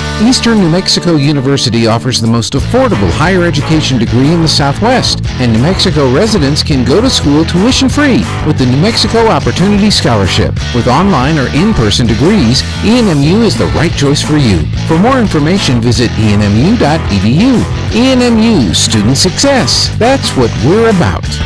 There's nothing more magical than 80,000 cubic feet of hot air flying overhead. Join us in Artesia, New Mexico for the 42nd Annual Balloons and Tunes Festival, November 7th through the 9th. Friday kicks off with fun flights from local schools. Then Saturday and Sunday mornings, watch the skies fill with color as hot air balloons launch at dawn from Eagle Draw Park.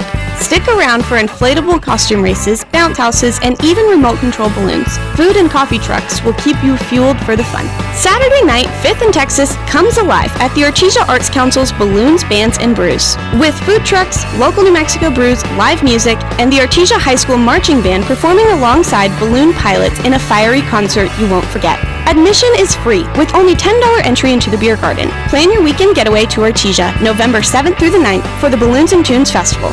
For more information, give us a call at 575-746-2744 or visit artesiachamber.com. Paid for by Artesia Lodgers Tax. Here's a Mornings with Mike Winters fun fact. There are 293 ways to make change for $1. Try all 293 on the guy who keeps borrowing money from you. Here's Mike Winters. And good morning. It is 25 minutes after 8 o'clock, and joining us in studio this morning, Don and Katie with us from the Alzheimer's Association here for Southeast New Mexico. Good morning, guys. Good morning. Good morning. How are y'all doing? Of course, I know we're about, give or take, 2 weeks out from...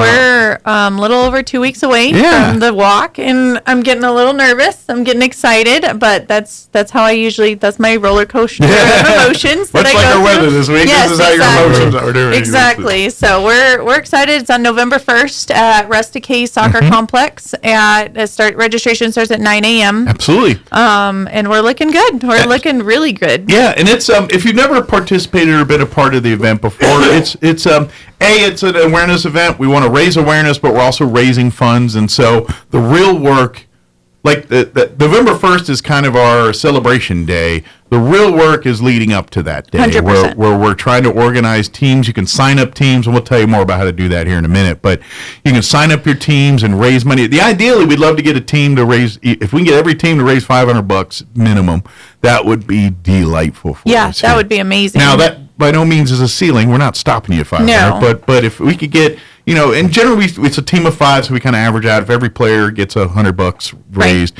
that would be a beautiful thing to help us out this week.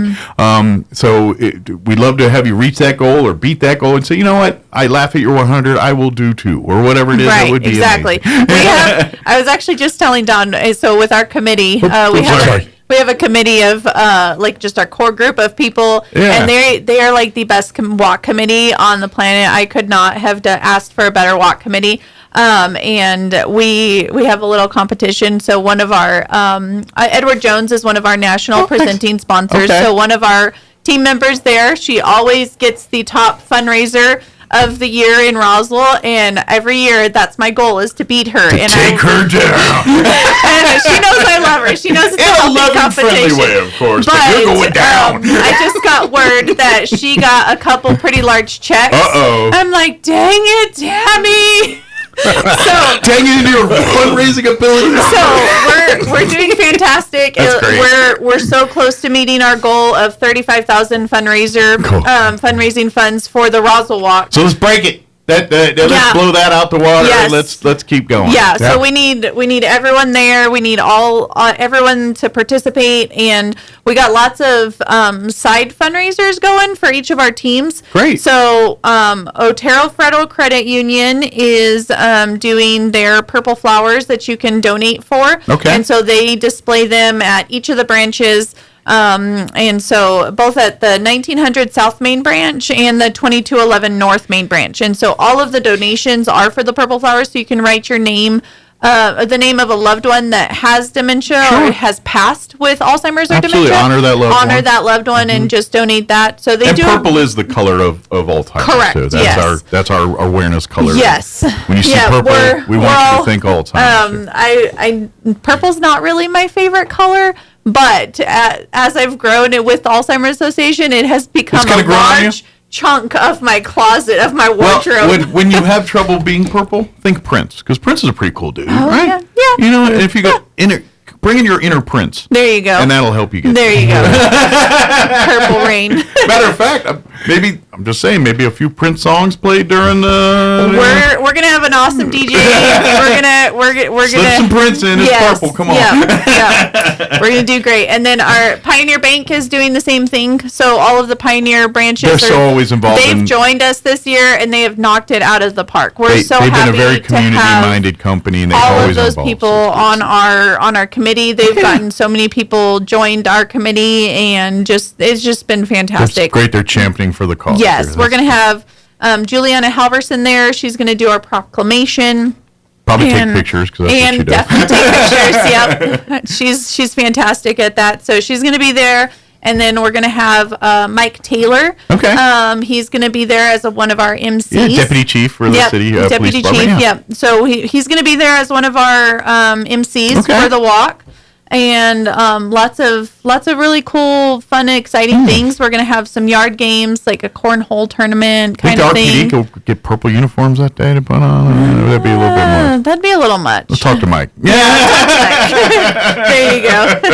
And then Eastern New Mexico Medical Center has blown it out of the park too with their fundraiser. Awesome. We have each department has donated a gift basket for a chance to win. Oh, great! I can't say the other word, but it's a chance to win. The tickets are $1 each, 6 for $5 or 20 for 20. And all the proceeds obviously go back to the Alzheimer's So Association. it's a drawing, a chance to win a basket. Well, we're okay as long as it's all for nonprofit and all for that. It gets really weird on laws on sweepstakes and things. So it's all a chance to win a gift basket, and we actually just got news that we're getting 2 more baskets. So right now we have 18 baskets, which is fantastic. It's gonna be like Oprah. You get a basket. You get a basket. Exactly. I'm so excited. And then we just got we got a new basket donated this week. It has one of the brand new Nintendo Switches. It's the Pokemon one. It just someone got will be released. allowed to be in Christmas with that. They'll let you in the door. And then we also got a Tundra Yeti donated. Oh, nice. With lots of fun adult goodies inside the cooler. So you can keep beverages cool from now till next Christmas. yes, Yep. come and see us and buy your tickets. You can buy it from the quality department or the gift shop. Okay. So. And again, it's a great way to support. Yes, and we'll have them out at the walk. So if you can't make it, we'll have those baskets out at the walk, and we'll be selling tickets there too. Yeah, so come out and get your tickets for that while you're walking and talking and meeting and socializing. Yes, and Chimera actually has a basket too, and everybody's been doing different fundraisers. We actually had RPD had a cornhole tournament on Friday of last week, and so I heard that went really well. Great. And, so the money they were raising for that was going back to that's going to their team and all that stuff. So love to see that. Yeah, And we're really excited about that. It's fun to see teams getting creative on ways to raise funds and doing basically creating their own events around the event to have an event to make more money for the event. That's so great to see. And I'm going to say it now because I'd like to say it every time. And I you know what? For the first time, like I feel like we might be at a point in our lifetimes where we're like, we don't have to do this anymore because we've got a cure. You know what I mean? Like maybe we're doing walks to raise money to make it more available to people. Right. But we're not looking for the cure. We got the cure. Now we're looking to make it accessible to everybody. Kind of that's thing. our 10-year goal for the association is to see a cure come. And I think I shared it the last time, but UNM just got a research grant from the Alzheimer's Association. That's right. Yeah. So these funds that we raise go towards like our communities, our state. Yeah. And so they're working on a vaccine. Things that they're coming from this will go into people that live in New Mexico that are testing to see if these trials and these things that we're going through right now. And these funds also, like, they fund research, but they also fund things like caregiver support groups, which we have one now in Roswell. The kind of nuts and bolts side, the physical. You know, we talk a lot in theory here about this cure one day, but at the same time, you're also supporting people that are going through it now that are you have physical and real needs, and this money goes to help fix those. Yeah, absolutely. So it's been a while since we've had a support group here in Roswell, but we have one back. It started this month, like a couple weeks ago. So it's the first and third Wednesdays of every month from 11 to 12 at St. Andrews. At 505 North Pennsylvania. And I would love to see some of our family members that have maybe more experienced than this come to share, even though maybe you're in a good place with where you're at with it. Right. Your insight can help others going through that right now. Mm-hmm. So maybe you're a few years, dealing with this where you've lost your loved ones years ago, but we would love to see you at these meetings so you can share how you got through on the other side with it. Yeah, and you show never it, give that know. light for these other families that are going through what you went through years Right, ago. exactly. You never know what, who is going to be touched by your story. Mhm. So, like, if you're sharing your story about how, like, let's say for Don, for example, Yeah. took care of his wife for so long. Yeah. And what if there's Don's another... a perfect example of what we're talking about. Exactly. Yeah. Like, he's fantastic. Yeah. And he just has some different insight in what it looks like to be on the other side of that. Absolutely. And so... And that's not that every disease affects every impact in a No. family, but Alzheimer's is just one of them unique ones where depending on the family and where they knew this person, it can really be a troublesome thing, because at the end of the day, especially with young people that may not know this person, Mm-hmm. except for their dementia or their Alzheimer's version of them, Right. and that so you just want to find a way to explain to them and show to them that this is not your loved one. This is what the disease did to them. Yeah. This is your loved one. Yeah, that's like the hardest thing I think I have to tell people is that just remember, like, that wasn't your husband talking to you like that. That wasn't your wife talking to you like that. That's not that person that you knew forever. Yeah. That's the disease talking and being mean, because it changes your brain and It changes the physiological and everything. The brain is by far the most powerful organ on the planet when it comes to what it can do and what it's capable of. And let's face it, we as human beings know a sliver of its capability. Yep, we do. Yeah. And this is what it is. And Alzheimer's is very much in that place where we know it's here, know it's there. We just don't quite know what's causing it, where it's at. I mean, we have good ideas and we're close, but it's this long time mystery. And God bless us, I hope in 20, 30, 40 years from now, we're talking about this, and it's literally Alzheimer's is an inconvenience and not looked at as a life sentence. Yeah, And that would be fantastic. But we're going to get there. But Yes. but it's the unknown. It is like if you knew your grandparents and things when they were dealing with the polio outbreaks and some of these things, it's the same mindset. People are dying. People are going. They're not. We don't know why. We don't know. But then we figured out Alzheimer's. It's just taking longer to crack this nut. Yes. So we're going to crack it. Yeah, and and we're going to get through it. we're on that like super steep climb, and we're climbing fast, and we're almost there. So But for the first time, I think there's people walking this earth right now that are going to say we're going to cure them of Alzheimer's, or we're going to put it in remission, or we're going to. They can live a normal life. They're going to be able to Yeah. see that cure for sure. Absolutely. I'd say in the last 10 years, we couldn't have said that. No, Now we can. Yep. Yeah. So you can register for that caregiver support group at the toll-free number. Okay. It's also the 24-hour hotline. Okay. So it's the same number. They try to keep it all the same. It's 1-800-272-3900. Okay. So you can call and register for that support group and get more information about it. And I think it'd be great if it's strength in numbers, and there's and Alzheimer's. Though I've never myself directly dealt with it, I have enough family and friends that have, and you're going to need help. Yeah. At some point, you're going to need help. I don't care how stubborn, stalwart you are. Yeah. You're going to need help. Yeah, and please reach out. And we know that it's You are difficult right. with all of the resources and Don's help that he needed looks different than, let's say, for my dad. Sure. Because each scenario is different, and so that's what they're there to do. They have master level clinicians on the other side of this helpline to get you through crisis modes, to get you through like all of that kind of stuff, and it's 24/7.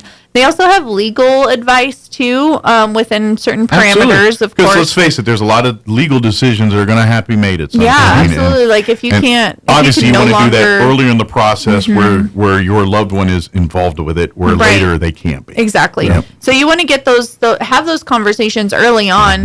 Mm-hmm. Talk to them when that diagnosis comes up and they're still still kind of with it. Sure. Talk to them, ask them what their wishes are. Like, Absolutely. what do you want this to look like? Yeah, when it's Because- time for us to make decisions for you, what decisions you want us to make? Exactly. And Yeah. sometimes those decisions get, emotions get in the way. It's in hard. a bad way. I mean, how many And- people want to have a conversation with a loved one talking about how we want to end this? Right. And that's what It's- you're doing, and that's the hardest conversation. It's really, really hard, but it's so beneficial, especially for your I would loved say cathartic ones. a little bit too. Though, yes, the Yeah. ones around you that if they know what your wishes are, there's like they can leave the emotions of, oh my gosh, my mom is passing or my dad is passing from this awful disease, and that could go for anything, I know not this just is- Alzheimer's. I know this is a weird comparison, but it is a comparison. And what I mean by that is what you're talking about, people that are suicidal. Mm-hmm. It is not uncommon for a person that is suicidal, once they've kind of made the decision that that's what they're going to do and how, there's almost an eerie calm or peace about them. Mm-hmm. And I think this is kind of what we're, not in that way, but kinda, I mean, yeah. but it because that a decision's made, a path has been set, it gives a peace of mind. And so in a different weird sort of way, this is also going to help for your loved one. And okay, we all know what the end game's going to be, but at least I'm like, okay, I have a plan. My this is taken care of. This is taken care of. I don't have to worry about this. Yes. When I'm gone, someone's going to fill this void. Yeah. And so that in and of itself is peace of mind. Yep. And it also helps with your family members too. Like they don't have to make all of the decisions. And it also, with all of the banking stuff and the assets and the financial responsibilities, like all of that stuff, they have toolkits and packets and all of that kind of stuff to kind of help you through that. And to be honest, some of you might use that help yourself in your own personal lives. Yeah, Like, hey, 100%. I'm trying to run my mom's finances, but I could use a lot of this in my own world myself. Yeah, absolutely, for sure. Yeah, it's not uncommon. So So please, please use the Alzheimer's Association more. You know, if you're a family and you're needing resources from everything from the emotional to the soup to nuts, physical. No, I need a care person now. You know, it's not emotional. I need physical needs right now. From everything in between, that's what the Alzheimer's Association's here to do when we're not trying to raise as much money as possible for the research and for the cure. We're trying to support families that are fighting this battle day in and day out. Yeah, 100%. Yeah. So come to the walk. Please put your teams together. Yeah. But if your family's dealing with this dementia, Alzheimer's, any of the family of what we're talking about here, please reach out and come to. I don't care if you think you got it covered. Yeah. You can have more coverage. Ain't nothing wrong with more backups, more information, more support, more everything. New research and new studies are coming out all the time, and so if you're like in the beginning stages, you're in that group of people that can benefit the most out of the stuff that's coming out of the association. And so that's going to be it just come out on November 1st, and get in touch with our committee members. We can get you in touch with the caregiver support groups. We can almost all of us have been affected by the disease, and that's why I would we're say there. probably at least 90% of your volunteers have been directly impacted in one and so we have that knowledge, we have that firsthand experience. They were in your shoes. Of what you can expect, or really. are in your shoes. Yeah, you have a or lot are of in folks that are shoes. battling it right now. They have loved ones that, sorry, can't make it this weekend. I got to take care of my mom because Right. they're sick. Yeah. And I know it's hard. I know it's difficult to bring them out, but we really want them out there as much as possible, because those represent our blue flowers. If you've never been at the walk, we have different color flowers. We're still waiting for our white flower. Yes, that's our cure. Cure, yeah. Yeah. So our blue flowers are the people living with the disease, and we want to cheer on the people fighting. We Yes. want to honor those we've lost, and we want to celebrate the people that are winning the fight right Yes, now. And that's what we want. still winning the fight. And so if you can, it's just a couple hours. Bring mom, bring grandma, bring Uncle Fred or whatever out, and just bring them out for a couple hours. We'll love and support them as much as we can. And if hopefully the first will be just like this weekend's supposed to be here. Yes. It'll be a beautiful day, Yes. and probably light It'll be jacket. chilly in the morning. A little like light it jacket normally in the is. morning, but Yeah. by midday there, it should be beautiful, and you'll be shedding that in t-shirts.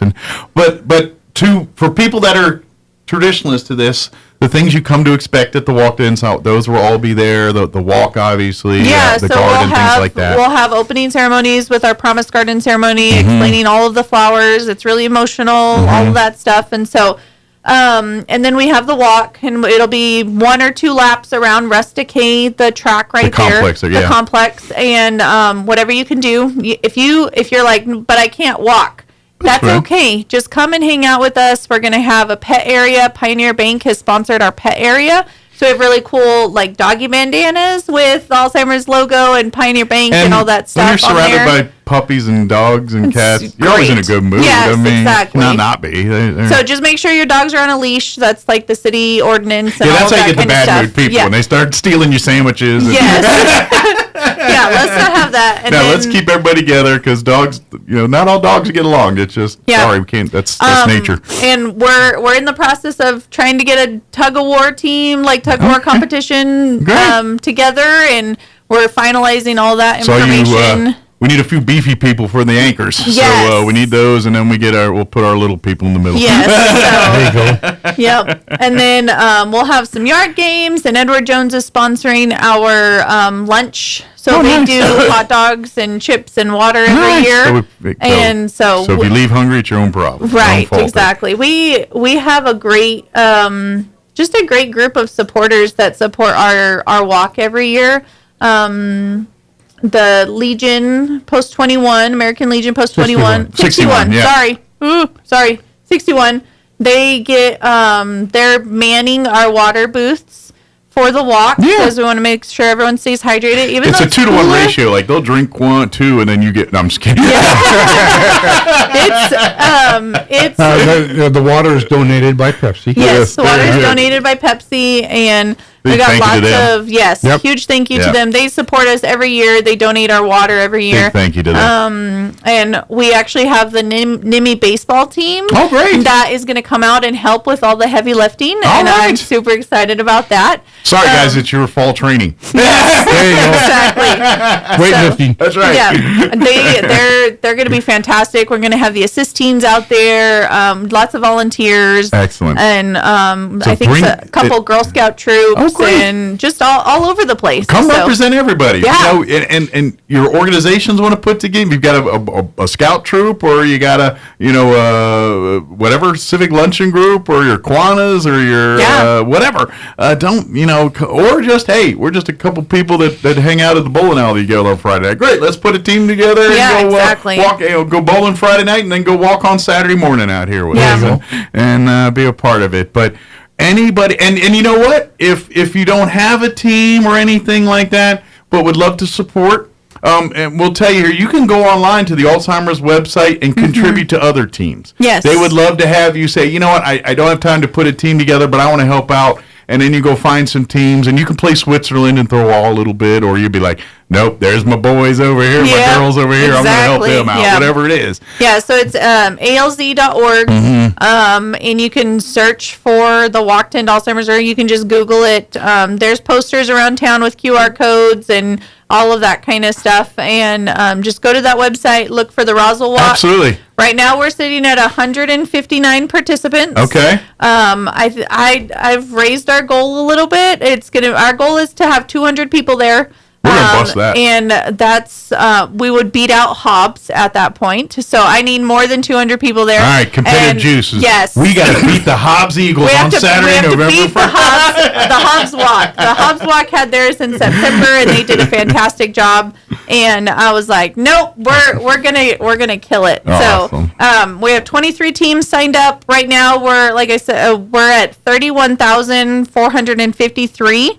So our goal for fundraising is 35,000. So we're close. We're close. Tickling. We need everyone out there. We need all the support, and So sign up, contribute, Yes. whatever. All right, I'm going to do it. I'm sorry to your other team members, because I know this is unfair and very unpolitical, but Don, do a plug for your team. Katie, do a plug for your team. Okay. So you can raise money. I know I'm making people mad, but you know what? Then you come out here and I'll plug your team too. There you Get on go. the radio. So I'm going to give your team's unfair advantages. Do plugs for your team now. Okay. Yeah, you can reach my team at alz.org, and then you go to Roswell Walk, and then you look up, search for Photo Finish. That's your team name, Photo Finish. Photo Finish. You can donate. You can join my team. It's all right there on the website. Absolutely. Very easy to do. Excellent. Yep. And Katie, and you were, I'm sure you got a team Yes, or two. yeah. in So there I'm the team captain for Eastern New Mexico Medical Center. Okay, so you're under the. Yep. So yours is very under the official the hospital.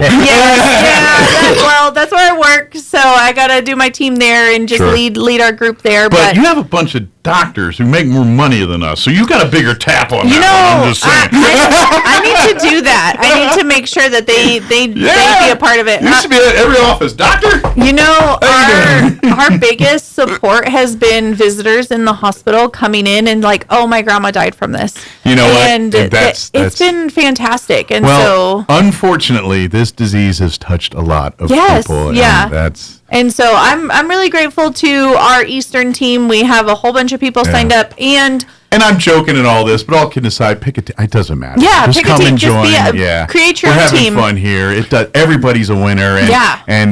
And to be honest, I hope they tie and we end up raising $50,000. That's what I want to see. Yes. If you want to donate, just go online, alz.org. Yep. Yeah, that's and You can- go you to can do it. Roswell Walk, and then do whatever. Yeah, You know what? can If you do want it to play quick from Switzerland, your phone. They have multiple ways of payment. So if you're like a millennial or whatever, and you only have Cash App, or what's the next gen? I'm some Venmo, do they do that? No, I don't know. Cash App, Apple Pay, all of the things. PayPal, they take all of that, and you can even deposit a check from there if you have for people with no hair or gray hair. Right, exactly. A little bit older. So there's a whole bunch of different ways. And if you sign up as a team captain, on the website, there are captain's tools with tips and tricks on how to fundraise. Kind of like a marketing package. Yes, like you just go in there and it gives you PDF versions of all the logos and posters and all of the things Probably that you a thing can with do. all the links to the social media. Yes. So when you share it on your Facebook, you can put that link direct. And, Correct. And I know if you're not too savvy, you're like, how do I do all that? That shows you how to do it. It shows you how to do it. It creates it for you. See, that's it what I makes needed. it super, super easy. I got the paper part, you know. I've dealt with that my whole life, but when it comes to sharing something on Facebook, I feel like you might as well send me to college because Yep, they make it really easy. You just click a link and copy it, and then you paste it on your Facebook, and it links it to your fundraiser. And it most people do an okay job with Facebook fundraising. There was a while when in 2020 when everything was virtual, that was like my biggest source of fundraising. Because so that was pretty much the only way that we was could the only way. communicate Yeah, at that time. exactly. Yeah. So where now it's a little broader, and I get it. You know, we live in a world on Facebook where everyone's hitting you up for things and everybody else, but this is important. This is like we're so close. We're so close to like you don't see people with polio no more. Right. I want to see that with Alzheimer's Yes. and dementia and these associated. I want us to talk about. Remember when people had died of that? Now we don't even know what that is. That's what I want us to think about. So just to put a little healthy competition in there, Edward Jones still hasn't gotten theirs officially on the books yet, but I know that they're beating me. So right now, Eastern is at $2,702. Funds raised. We have a Clovis, Curry County walk. Okay. That goes to our fundraising. Okay. And they're at $2,440. Okay. So thank you to Clovis. And their community walk every year. They do that, and those funds come to us, and we support them 100%. Well, it's all going to the big picture at the end of the day. Exactly. Yeah. St. Andrews is at $940. Nice. The Forget-Me-Nots is at $625. Well, we're forgetting them not. Yes, and Team Pioneer is at $595. So right now, those are our top 5 teams. So if you're in the back of the pack, time to do your let's get you up there. fourth and goal on the one. Time for the push. Yeah. Yeah. So You have until December 31st. And if your name wasn't mentioned at all, it's still time for Game On to get in there and sign up. You go to alz.org and sign that team up, or like I said, or support one of our many other teams here. But basically, find the walk near you, type in Roswell, New Mexico, and it'll pretty much open the world to everything you need to know. And there. I love the internet for that fact, because you can have family from all over the country and all over the world donate to your team for our Roswell Walk. So if you have friends and loved ones in other states and other countries, like just have them go on and donate. And likewise, get them to support the walks in their region, support theirs. Yes, too, absolutely. You know, at the big thing, yes, we're celebrating Chaves County and Roswell and this our country, but we're all fighting the same fight. The people in Albuquerque, the people in Iowa, the people in Florida, the people we're all fighting the same fight. Correct. The people in England and Europe and everywhere else where this is, they too are raising money and awareness for this.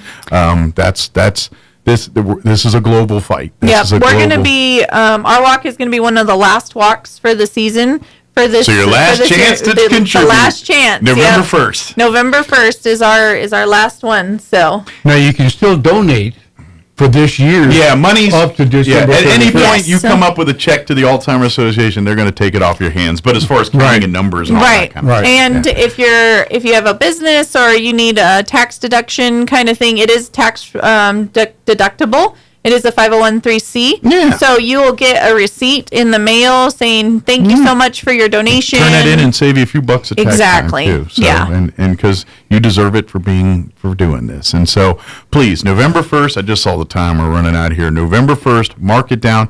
Go to alz.org, please. And if someone's local here and they want to not walk stuff, but just their new families and they're new to the area and they're looking for resources, what's the best way to find you guys and talk to you? So just Google Walkton or Alzheimer's Association Roswell, New Mexico. Same links we're talking about here. Same links. They make it really super easy. Same phone number, same links, all of that kind of stuff. We have a local staff member here. Her name is Wendy Cook. She'll get the information and she'll reach out to you with all the help and resources that we can. And just go on to the website and go from there. If your family's newly being handed this deck of cards, you are not alone. Yeah. There is a lot of people that are ready to rally around you and help you navigate this time. Please reach out. Yeah. You cannot do this alone. If you do, you will fail. You will hurt yourself and others before you get the. So please, it's impossible to do this by yourself. Yeah. Remember, it's the caregiver who suffers the most. Right. And you're the one that needs sometimes more care than the patient at this point. You're the one, because at the end of the day. Yeah. Caregivers often will have more diagnosis and more problems taking care of their loved ones. Yeah. Like my mom, for instance, she's been taking care of my dad for 15 years. She ended up having a stroke because of the stress that it had on You're her tearing yourself body. down trying to keep them going. So just another plug for the walk. We're going to have Dr. Samara out there from Chimera. Okay. She's our only neurologist in town. Okay. So she's going to be out there and she'll have pamphlets. So we'll have a provider out there that can see you if you have questions and so you can make an actually appointment. set up some healthcare stuff for yourself while you're Correct. out there too. And then we're hoping to have Dr. DeVue there. He was a part of one of the clinical trials, research trials for one of the new FDA drugs. Oh, great. He's one of our state board members, and so he's going to have some insight for He folks lives up too. in the mountains in Ruidoso, and we're hoping that he can come down and give a little talk for our opening ceremonies. So. Ride the flood in. Yes, exactly. Sorry, bad joke. Yeah. Too soon. Maybe not. But they'd like get another a raft and just ride on in. But Yeah. But so really, there's a lot of great information. So if you're coming looking for questions and answers, there's going to be people there you can talk to. Yeah. And get real direction on what to do next on some of this stuff. We have lots of volunteer opportunities. We have advocacy stuff that you can go to, legislators and bill maker and policy makers and all that kind of stuff. If that's your cup of tea, we need fundraisers, support groups, like all of that kind of stuff. We have a place for you. We need help and volunteers in all facets. Yes. From the marketing and promotions to the nuts and bolts and day-to-day care of folks. So. Again, alz.org. You'll find everything we need there. Type in Roswell, New Mexico to get everything you need to know about the November 1st walked-in Alzheimer's here. And don't forget, there is a local Facebook. If you do Alzheimer's, Chaves County, Roswell, it'll pop right up and you can like and follow that. It's Southeast New Mexico walked-in Alzheimer's. It's a group. And then that number again is 1-800-272-3900. That's a 24/7 hotline, and you can get all of the answers there. Absolutely. And if you can't find them there, then we'll find someone that'll help you the rest. Yep, absolutely. Thank you, guys. Appreciate what you do. Thank you so much. See you next time here. Yep. And anything else we can do, please don't hesitate to let us know. Cool. All right. It is 8:59. Quick break before news. Don't go away. The ultimate Wi-Fi experience is now available to you thanks to Smart Home Wi-Fi with Plateau. Get fiber-to-home technology 100 times faster than average household internet speed. Plateau has multiple plans and options to fit your family. With Fast, get true 100 megs per second download and upload speed. With Faster, get true 500 megs of download and upload speeds. And with Fastest, you get 1 gig. Learn more at plateautel.com. Get the speed you need with Plateau. Tried, true. Trusted. Sure, you can inspect your own roof, get out that rickety ladder, prowl around up there and try to spot the problem until... Or you can call the experts at Do Right Roofing. Do Right Roofing has quality products for any type of roof. They can even install seamless gutters. Do Right Roofing will inspect your roof and give you a free estimate fast. Keep your feet on the ground. Call Do Right Roofing today. 575-623-2273. Let Do Right do your roof right. Find them fast in names and numbers. The great one, Mark Levin, is now in Roswell on 106.5 KEND Roswell. People who routinely smoke marijuana can legally own guns. The Trump administration asked the justices to revive the case against a Texas man charged with a felony because he allegedly had a gun in his home and acknowledged being a regular pot user. The Republican-led Senate will try again today to reopen the government in the face of Democrat opposition. House Speaker Mike Johnson suggesting the Democrats ought to be ashamed of themselves. This is the first time in history that any party has had the audacity to shut down the government over a totally clean, nonpartisan continuing resolution. This is a political stunt. Senate Republicans voted 10 times to reopen the government, with each attempt failing because of Democratic opposition. President Trump says that Ukraine should give up some territory in order to end the war with Russia. Even though Russia is the aggressor and despite his recent openness to helping Ukraine win, the president now says most of the contested Donbas region of Ukraine should go to Russia. What I say is they should stop right now at the battle lines. Go home, stop killing people, and be done. At the current battle line, most of Donbas would be in Russian hands. The president plans to meet with Russia's Vladimir Putin in the coming weeks. Greg Clugston, Washington. Amazon's cloud computing service experienced a major outage earlier today. It disrupted many online services like Snapchat, Roblox, and Signal. The outage began around 3 a.m. Eastern Time, and it lasted for several hours. No word yet on the cause of the outage. Watching Wall Street, stocks sharply higher this morning. The Dow is up about 414 points, gain of almost 1%. The Nasdaq ahead 300 points. More on these stories, townhall.com. Just hearing the word Everybody wants cheap airfare, but where do you find it? You call low-cost airlines. Their prices are direct from the airlines, and they're so low you can't find these fares published anywhere. They specialize in cheap flights, discount hotel rooms, cheap car rental rates, and great package deals anywhere around the world. Wherever you want to go, they can help you get there cheaply and with a best price guarantee. If you want the lowest prices on your airline tickets or other travel services, call now. That's right, call. That's the only way to get these rates. Experts are standing by 24/7 to get you the cheapest airfare and hotel rates available. So don't wait. Call right now for the lowest travel prices anywhere and for great last-minute travel deals too. Call 866-755-5300. That's 866-755-5300. Again, that's 866-755-5300. Call us right now.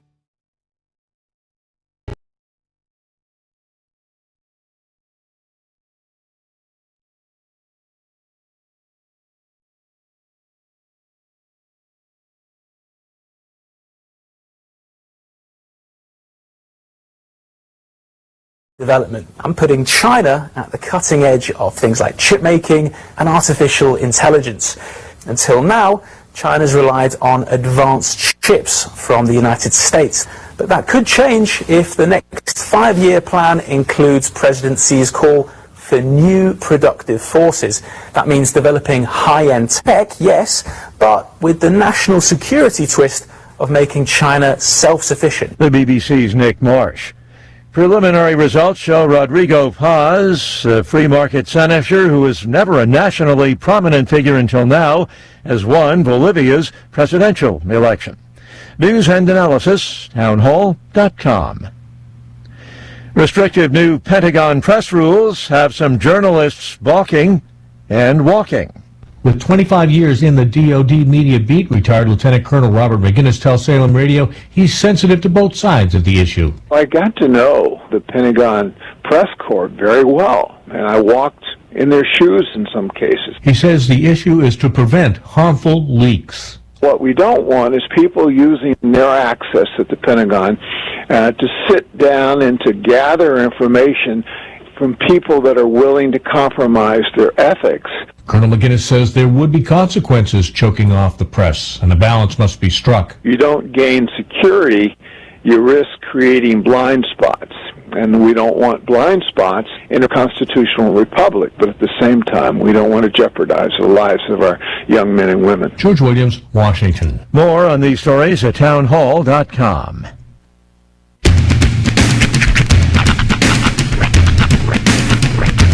What in the wide world of sports is going on here?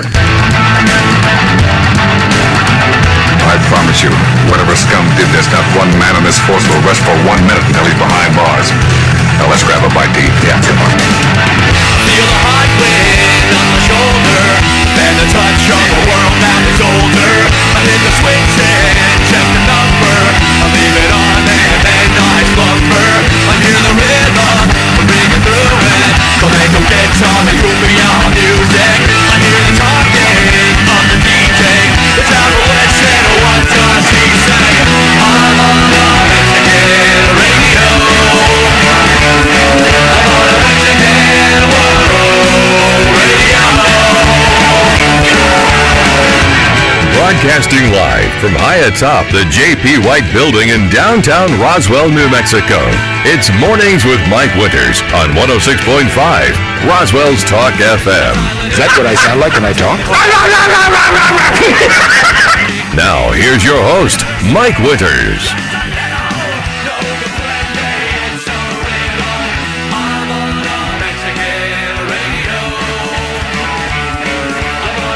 And good morning. It is 6 minutes after 9 o'clock. Welcome to hour number 3 of Mornings with Mike Winters here on 106.5 Roswell's Talk FM. Happy Monday. Hope you all had a great weekend. I know we've been kind of talking about ours and all that, but I hope you had an amazing weekend. And weather-wise, it was a beautiful weekend. It was. Temperature was great. It's just... I had a great week. I mean, just the family in town and everything. The only thing that sucked was that football game on Sunday. Everything else was pretty good. And if you're a Cowboys fan, which most are around here, that was a great weekend. Cowboys fans, be happy, man. Your team looked good yesterday. Yeah, it's coming from a command. You beat us. You outplayed us. Injuries were a problem, but we sucked yesterday. The Dallas Cowboys came to play yesterday, and I tip my hat to them. Your team did well. My team played badly. There's tons of excuses to be had. The refs did some dumb things, the injuries, but no, the Dallas Cowboys won that football game yesterday. Good for you. Yes, it sucks. I hate it, but good job. So all in all, a good weekend for most. Yeah. But yeah, it was nice. I saw a lot more outdoor exercise, recreation activity. A lot more people out running and walking the dog. It was one of those where you weren't afraid to be alive. That's you and me outside. in a nutshell. I watched lots of people exercise this weekend. 100% from the comfort of either my front porch or my car. I watched people do things all weekend. It was nice to see people out. I mean, I'm not going to do it, but I'm all for y'all doing it. Right here. Sign me up.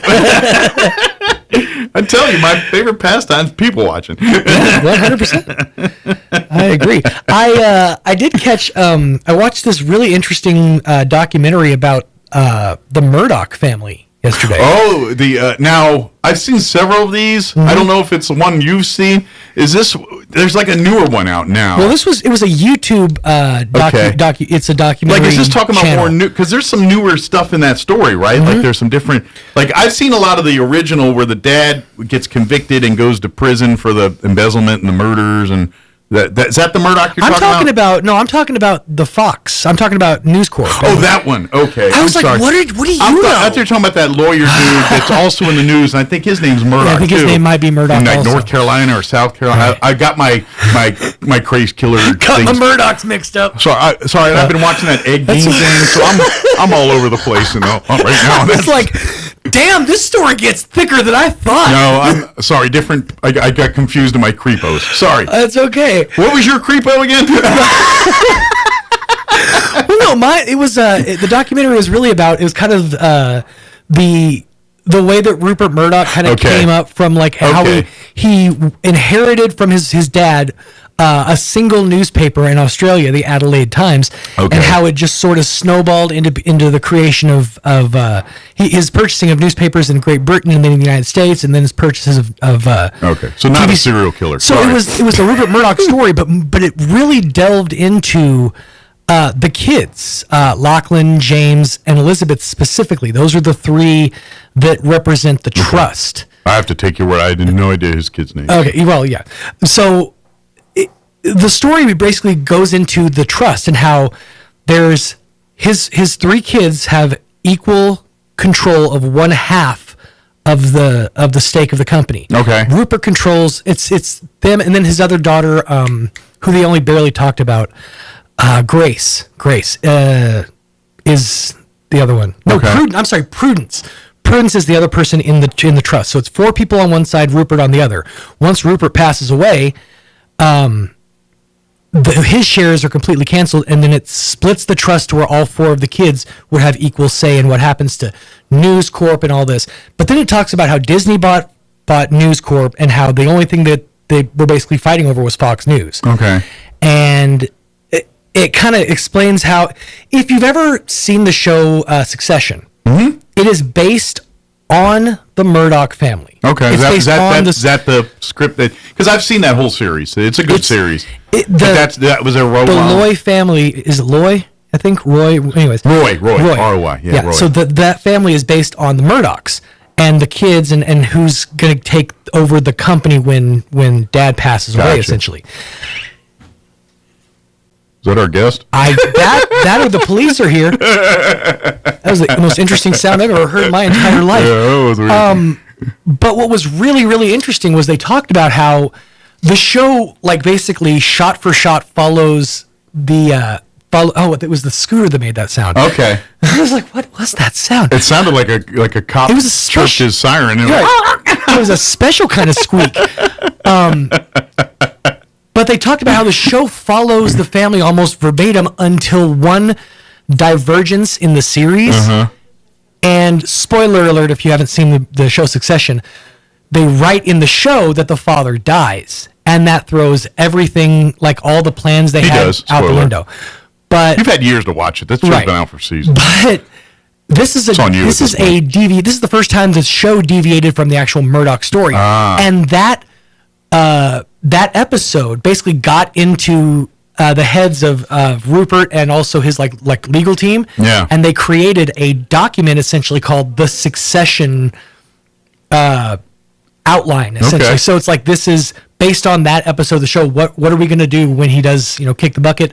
Because whose interests are to keep Fox News where it's at, or whose interests are to move Fox to a more centrist viewpoint, rather than a far right leaning viewpoint. So where does Kiri Culkin come in? But it's really crazy that this show followed this family and like their story, like shot for shot. Yeah. And the show deviating affected the families. Wow, plans. That's kind of interesting. It's crazy to think about. And then to me, and this is where my problem, because I've watched Succession, I've seen this, I dug it. It was a good series.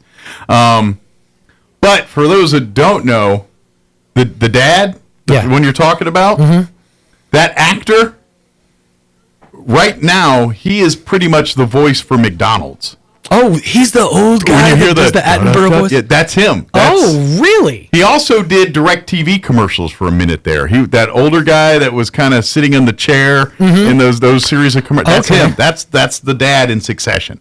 So whenever I hear the ba-da-ba-ba, I think of Succession. Brian Cox. That guy is. So every time I hear a McDonald's commercial and he's the narrator, all I think of is the TV show Succession. Every single time I do that. But two things I watched. One you need to check out. Okay. So I finally got caught up. Well, both you do, but one you got to check out. I finally finished up Peacemaker season 2 here. It's great. Okay. I can't wait for the next season. They got me again. They reeled it in. I'm like, God dang it! Now I want to, because they literally they end the season like on this big note, and then Peacemaker's gone.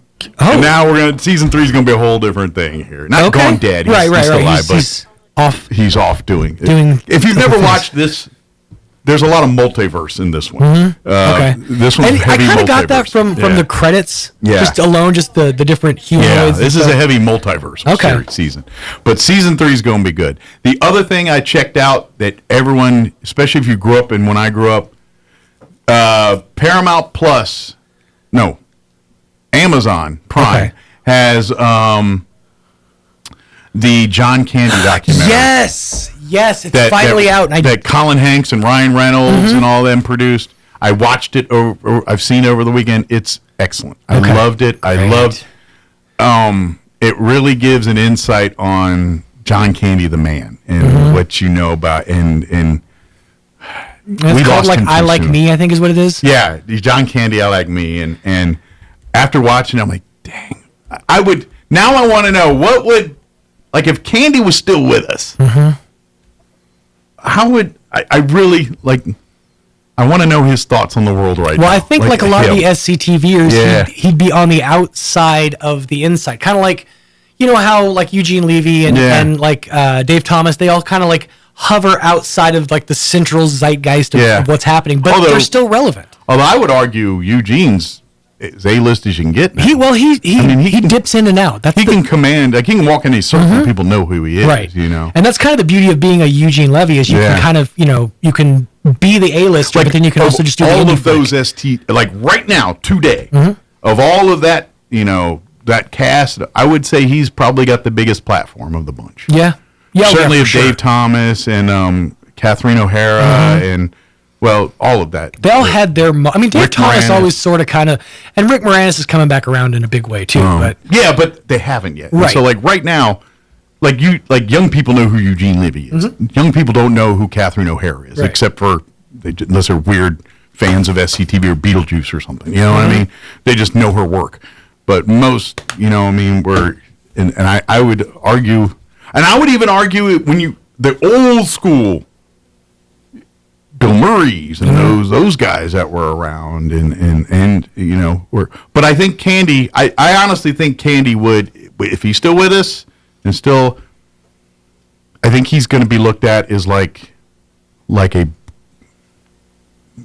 I think we would look at him today like you look at like Milton Berle or just something of that iconic level, something like he would have probably moved over into directing and stuff. And honestly, I think his viewpoint from like a directorial standpoint would be fantastic. But I'm not gonna lie, it was 2 hours of me like, I know, just kind of just hitting the nostalgia. Oh yeah, notes. I forgot how much John Candy was such a. Like in my childhood and growing up and everything he did, I was like, oh my God, and that's he did the thing. so much stuff. He was almost. He wasn't because he was such an A-lister for his time, but he was such a character actor that he was just in so many different places. Well, and I think it's even deeper than that. And this is where the documentary does a good job in that, like, he was the consummate grin and bear it, despite the fact that he hated, like, all the making fun of his weight, the big guy stuff. He despised all that. Really? He thought it. He hated it. He felt he was insecure about it. He was upset. Now he didn't do anything about it. He drank like a fish and ate like a fish and everything else. Sure. But that he always played those roles and played that comedy, but deep down, and that's why the other comedians, they say, you know what, because of his stature, he was the first big guy that didn't have to play big guy. Mm-hmm. Where you know what I mean? Farley and these guys, they always have to be the fat, funny guy that falls on the thing.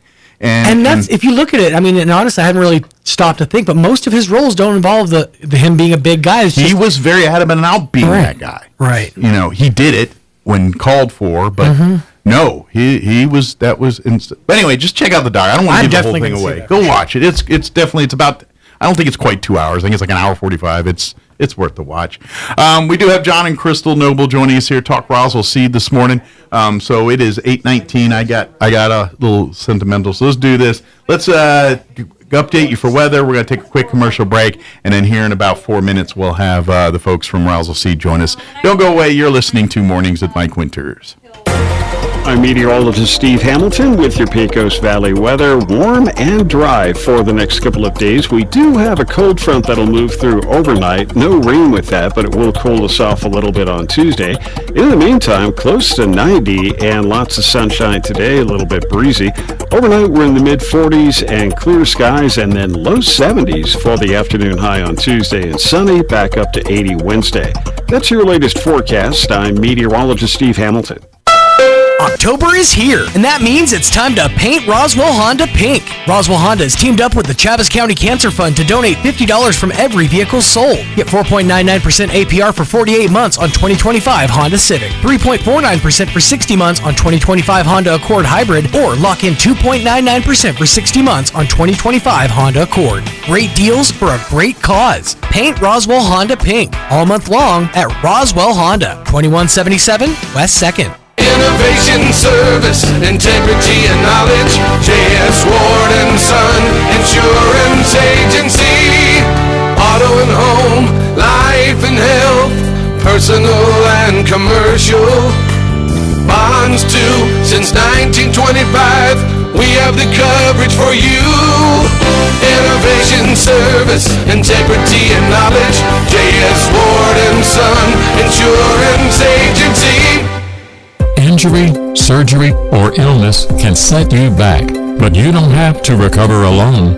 At Artesia General Hospital, our rehabilitation services team provides physical, occupational, and speech therapy to help you regain strength, mobility, and confidence.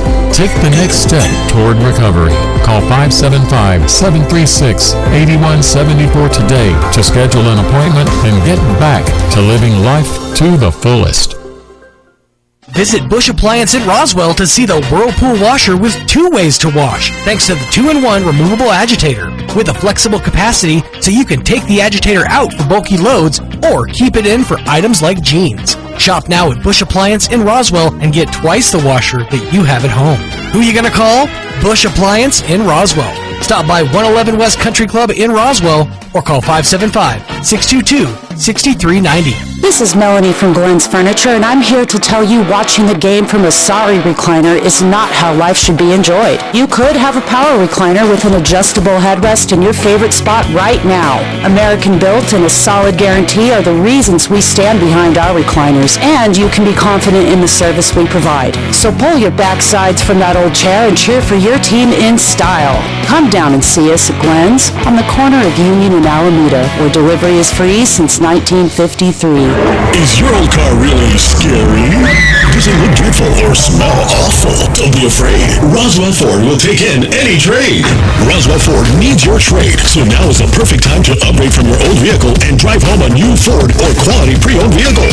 You'll be shocked at how much we'll pay for your old car, truck, or SUV toward the purchase of a new Ford. And don't be frightened by how much you owe on your old car. Roswell Ford will take your trade, even if you owe thousands more than it's worth, so you can upgrade to a new Ford and get massive savings. 0% financing and make no payments till 2026. Worried your credit will make car buying scary? We've partnered with even more aggressive lenders who will push to approve your credit, even when it's less than perfect. All roads lead to huge American-made savings and a better buying experience. Get on board at Roswell Ford, 821 North Main Street in beautiful Roswell. Call 575-623-3673 or online at roswellford.com. 0 APR for 48 months is $20.83 per thousand finance. Interest accrues from date of sale, subject to lender approval on select vehicles. Offers not combined. Here's a Mornings with Mike Winters fun fact. The U.S. Treasury once considered producing donut-shaped coins. They instead decided to go with coin-shaped donuts. Here's Mike Winters. Hey, good morning. It is 23 minutes after 9 o'clock. And joining us in the studio this morning, John and Crystal Noble are back with us, talking Roswell seed this morning. Good morning, guys. Good morning. So we're at that time of the year where your grass is brown, your weeds are green. Oh, yeah. And like, things you're, like, it should be coming up now. Why is it not coming up? Yeah. We're at that time. And then we're like, oh, it's going to frost any minute now. So it's kind of a busy year for you guys, isn't it? Yeah. Lots of questions. Hey, yeah, no more Bermuda. Bermuda's going dormant. You can't plant Bermuda right now. Don't try. Ask. Yeah, that's like May, right? May's like your sweet spot for Bermuda. Yeah, right around. Yeah, once ground temperatures get up about 67, then it's okay. I mean, Bermuda will green up before then, but it's I got my grass. No, you don't plant Bermuda then. Sorry. But, no. Yeah. That's in Bermuda. There's cool weather grasses, so fescue, rye, fall and winter bulbs are in, so your amethysts, I can't say that word correctly. Tulips. This is when you plant your tulips. So they come up. Amanite tulips. We'll just cut that off. We're just going to skip that one. She makes fun of me because I can't say Massachusetts, so there. Say amethyst. We all have our words. Amethyst. Oh, dang. She got it. You know what one that gets me? Library. Library? I keep on saying library. It looks like library. You get me talking, I'll say library all over the time. Not even do it. Yeah. What? Don't start with my speech impediment. No, the other bulbs. There's tulips. There's the amethyst. Did you guys get any of the Christmas bulbs? You're asking me what?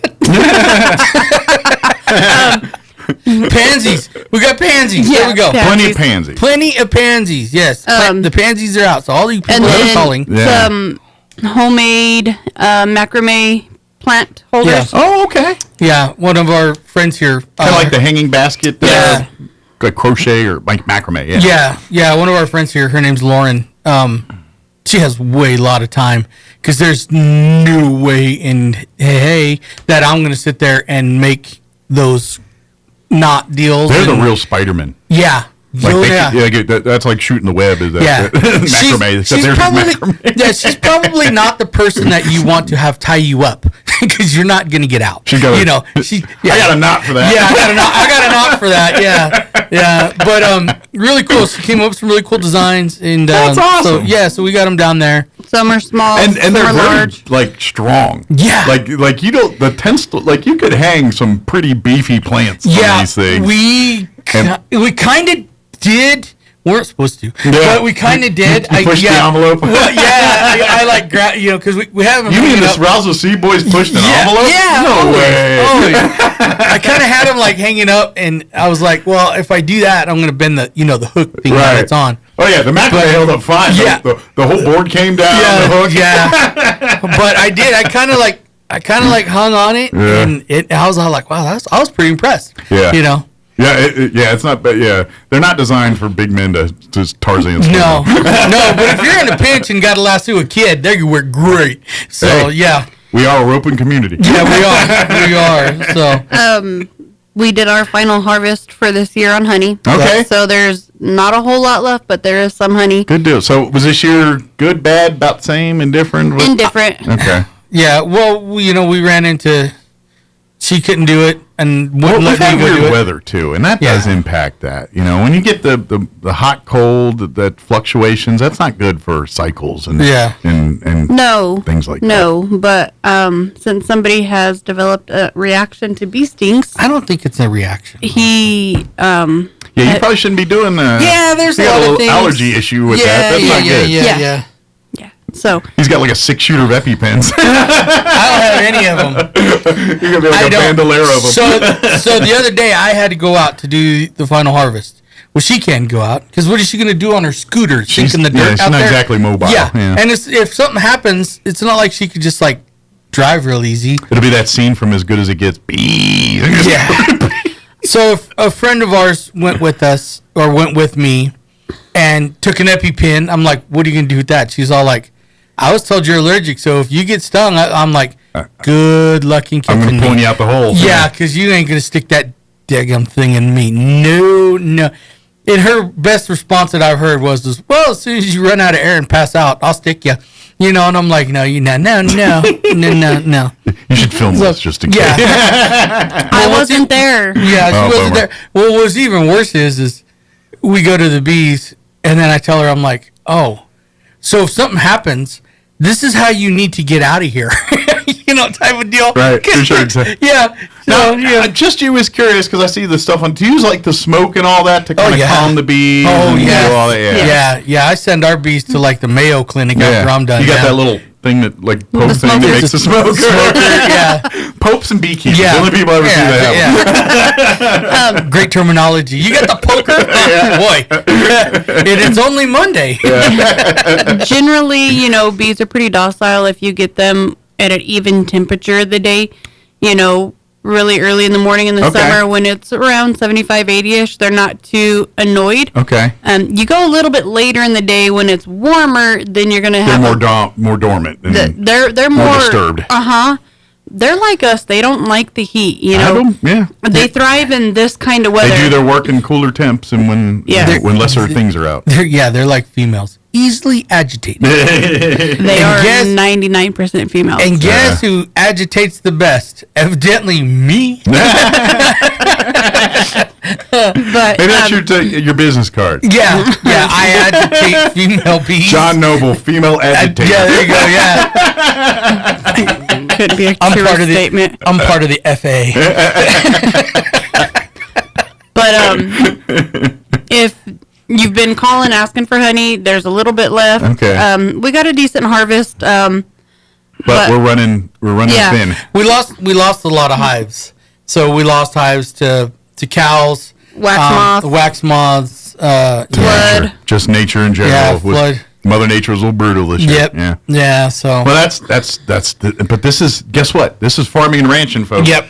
You know, the crop people are dealing with the same kind of deals, just in their own different ways, and same with the honey folks, and the weather and all that impacts greatly on outputs and all that stuff. And too much rain here and not enough rain here could be the difference between success and failure. Yeah, humidity. That's just one variable. There's 20,000 of those other variables. Yeah, and everybody's dealing with it all over. I mean, it's you got people that. We're coming. Hey, what's this stuff all over? Okay, well that's a fungus. Well, I never had that. I know nobody's ever had that before. And that's another thing too. Is that our weather, because of the flood, it did kind of. You don't realize how that upsets the eco apple cart. Right. Yeah. It really did. Yeah, and it really kind of knocked things that were in balance off balance, and so we're in the correction mode. I think where Mother Nature's correcting itself. But right. We're getting a lot of anomalies in that correction, and that's why you're seeing these weird weeds, these weird funguses, these weird things that maybe are not native to this part of the country are suddenly cropping up because the climate variables have changed a little bit, and now it's life is about opportunity. If the ingredients are there, life is going to create opportunity, and that's what Mother Nature's doing. And the opportunities came, and these funguses show up, or these different weeds show up, or these different insects show up. It's supply and demand just in the natural world. That's just how it works. And I'm not the most brilliant of men, but I'm trying. I'm working on it. People are coming in. Hey, what? And I'm looking at it, going, "Wow, I don't even know. I've never seen that." Go to the books, open up the books and stuff, and I would be very. I would love to see what Jim Gill's thoughts on the last year of Roswell and what we're dealing with right now. Yeah, because we could have surely used his expertise on it. I mean, because I'm sure he's seen it already. He's going, well, this is similar to whatever. Yeah, we had this in Portales and 68 and whatever. And now it's just in animals of big dusty book somewhere that we're trying to go through and see what you can glean out of it. And then he comes off with the frickin' Italian true name for it, and you're like, what? Right. Yeah, he gives the actual botanical name. Yeah. It's like 36 Some letters Latin long. thing, yeah. You're looking at it going, huh? I mean, it looks like a medication name. Those two letters don't go together. So I have tapped into Eric. He retired with us. He was with the company for 44 years. So between him and Dad, there was like 96 years experience. So you're able to kind of glean some so what I'm, and he's retired, and trust me, he's enjoying the retired life. And so I try not to bother him too awful much, but he's always really good about being able to. But I'm going to take a stab at the same time. He's retired, but I bet he does like when you come up and hand him. You know what I mean? Because that's what he did for 40 years. Yeah, I'll text him and hey, and I always tease him. Hey, hate to break up your fishing show. He's big into fly fishing. Into that fly fishing. He'll send back. It's NHRA season. What's up? I'll say it louder then. Yeah. Hold on. So I mean, we still have county assessor's office. They're really great. You have any problems, you can't get hold of us. County assessors, call them. The extension office, they do. They're very good resources, and of course they're in the middle of a move right now. But are they? Yeah, they're about to move to their new offices. I'm not sure. I know, like when I talked to Bill last week, they were like on the cusp of getting ready to do it. So really? I don't know. It's within days, weeks. As a matter of bless you, it could be. They could be moving files right now for all I know, but I know we're in that process. Crap, and I just sent some people over there too. They're like I'm allergic to work. You're talking about moving and filing cabinet. I'm like, ugh. Feeling itchy. I'm breaking out in hives. I need the EpiPen. Yeah. But there's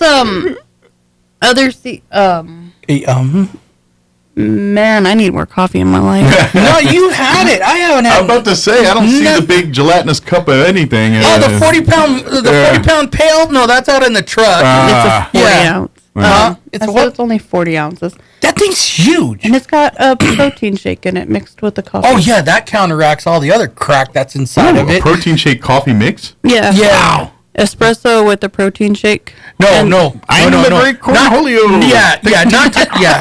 I like how she says it. Just an espresso. No, it's more like espresso. It's 10 shots of espresso. 10 shots? Holy cow. Yeah. And this is what it does to her. Wow. No wonder wow. Yeah. Me and you would be circling Mars right now. Talking about, striped pants on, monkeys or something. Whew. Yeah. That's my go-go juice. She's not from this planet, man. You remind me of Jeffrey. He does the morning show producing in Artesia. He used to do our show here. I was like, don't you dare say Jeffrey Dahmer. No, Dahmer. But no, Jeffrey, there are times. He would literally, he would do that kind of stuff, drink these 10. But he would drink literally just 10 shots, like in a cup. No. Like I have the Premier protein shakes, and then I put the espresso with it. Literally a cup of coffee that's just shots of espresso. No, I'm not that bad. We found out the hard way that I'm not allowed to have. Isn't it espresso? It is espresso. Yeah, I'm not allowed to have espresso. Well, it's like twice the caffeine, twice the. You're wired on espresso. Baby, was I? It was so much fun, and we were in downtown Albuquerque. And that's why your cappuccino, because those are all espresso based. Yeah. Based on my days, I used to make drinks back for a bagel bakery. But cappuccino doesn't affect him. No? Like if he gets a latte or an iced latte? That does. Maybe it's the frothing. Maybe it's the foamy that because that's the difference is a cappuccino, they froth the cream. A latte, they don't. I know a lot about coffee drinks where a guy doesn't drink coffee drinks because I made them. Yeah. But it's all right. Yeah. No, we were in downtown Albuquerque, and there's a little coffee shop, and it's called Badass Coffee, and it's Kona Coffee. Okay. So we went in first time, blah, blah, blah. Dude was super chill. Ran by veterans. Okay. Yeah. That's why. Dude was super chill. Makes sense. What do you want? Yeah, what do you want? Blah, blah, blah. And I was all like, I don't know, that caramel thingy, whatever. It had all this. Those military people, they're used to, the bucket of, if the horseshoe floats, it's good. Yeah. So their ice cubes are actually espresso cubes. So it's not ice. So no water down. No. So and I drank. Yeah, I drank the drink, ate the ice cubes. Yeah. We were going down. What was it? Central. So we were going down Central, and there's this guy, and he's like screaming at a pole, and of course espresso kicked in, so I got the window down and I'm yelling at the guy, you tell him. She's trying to push the window up. I got my finger on the button so the window won't go up. And this guy's looking at me, yeah, right. And I'm like, yeah, get him. She's all like, you're gonna get us killed, shut up. Move up to like the next like stoplight, and they had one of those free Obama phone tents. Oh yeah. And then they had a snow cone truck there, and I was all like, whoa. I said, they're giving away like free phones, free stuff. I said, look at all those guys right there. I was like, hey, enjoy these free snow cones. Pull up a little bit farther, they were all getting arrested. That reminds me of a bit that they do on social media that on the outside looking in makes me laugh every time. It's kind of mean, but this bit that they do, and I think it started in England because I see a lot of British people do it, but there be this bit where there's like a car that's in some accident or something, like it ran into a ditch, and there's this guy that just drives by and goes, "You can't park there." Yeah, and it keeps going. And then the guy, I don't know why that bit makes me laugh every time, but it does. And it's not a funny bit, but I laugh every time. I was screaming at people, you know. I mean, not like screaming, but you know, like, "Hey, what's up?" You know, people are looking. I look like Crocodile Dundee, you know. Hey, good day, yeah. But we left, and like before we hit the canyon. I was out, man. I woke up. Well, that's the problem. The crash was hard. Yeah, the crash is not good. Oh man, I woke up. I felt like I had a hangover. I was like, "Oh, I hate life." What comes up must come down. It comes down hard. Boy, did I! Yeah. Anyway, probably back to Roswell. Yeah. So we got pansies out. We got fall bulbs.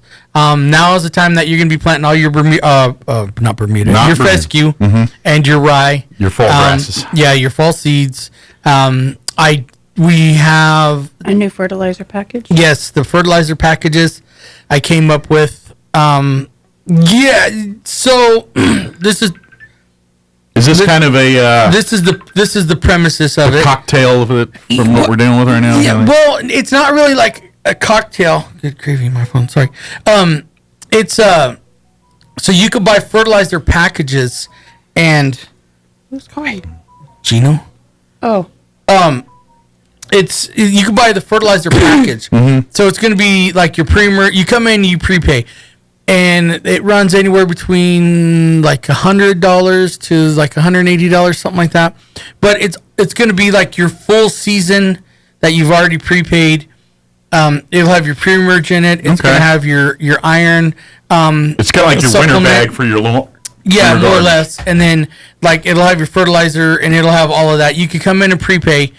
We're going to put you on a calendar, and then we will inform you about 7 days prior to when you need to put it down. Okay. And then either you could come in, or if you have a groundskeeper, he could come in. It's already paid for. So basically be like a kind of dummy proof. All right, it's that time. Yeah, start rolling it down. Yeah. Kind of like being your calendar for your lawn care. Right, kind of thing basically. Yeah. And so then there's no guesstimation. The people that are, oh man, I miss, So we put together this. And thing. the cool part is it's a decision made by live people seeing real time, where it's not like an app just computer generated saying, oh, it's January 5th or whatever that date is.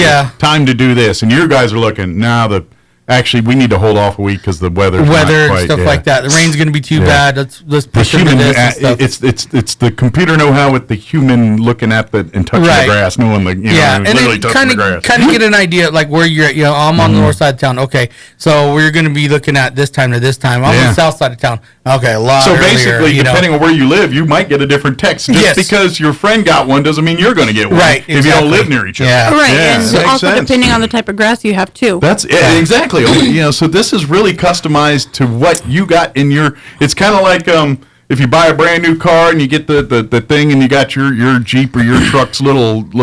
It's like that, but for your own personal yard. Right. Basically, Cool. That's a great idea. Yeah. So give me just a little bit. I'm working on it. The calendar. Oh my God, that screwed me up so bad. If anybody knows how to work this stupid calendar, call me. Come in. I'll buy you a coffee. I know what you said, and I tried to do it. I have a paper calendar, and let me tell you. Don't. I told him I would take care of it, and because explaining simple things to him, he just doesn't get it. I understand. I could put the square peg in the square hole and the round peg in the round hole. Right, but it's not a calendar. I told you I would take care of it. Well, you don't put square pegs in calendars. There's square blocks. This is where you just say, all right, dear, let's dear, and you let it go. No, I've already said so many okay dears since she's been laid up. It's like, this is where I know I'm like, that's out of my element. Yeah. Yes, dear, that right. It is. Everything, it's all of it has been, I got this great idea, and now I'm looking at it going, How do I make it work? You know, so ideas are the easy part. Sometimes the execution is the hard part. Yeah. And guess who gets roped into his ideas? It's not that you you owe me. In sickness and in health. See, in sickness and in health. Yeah. And in my sickness, who has been doing? I have helped. I have done everything that you've pretty much asked of me.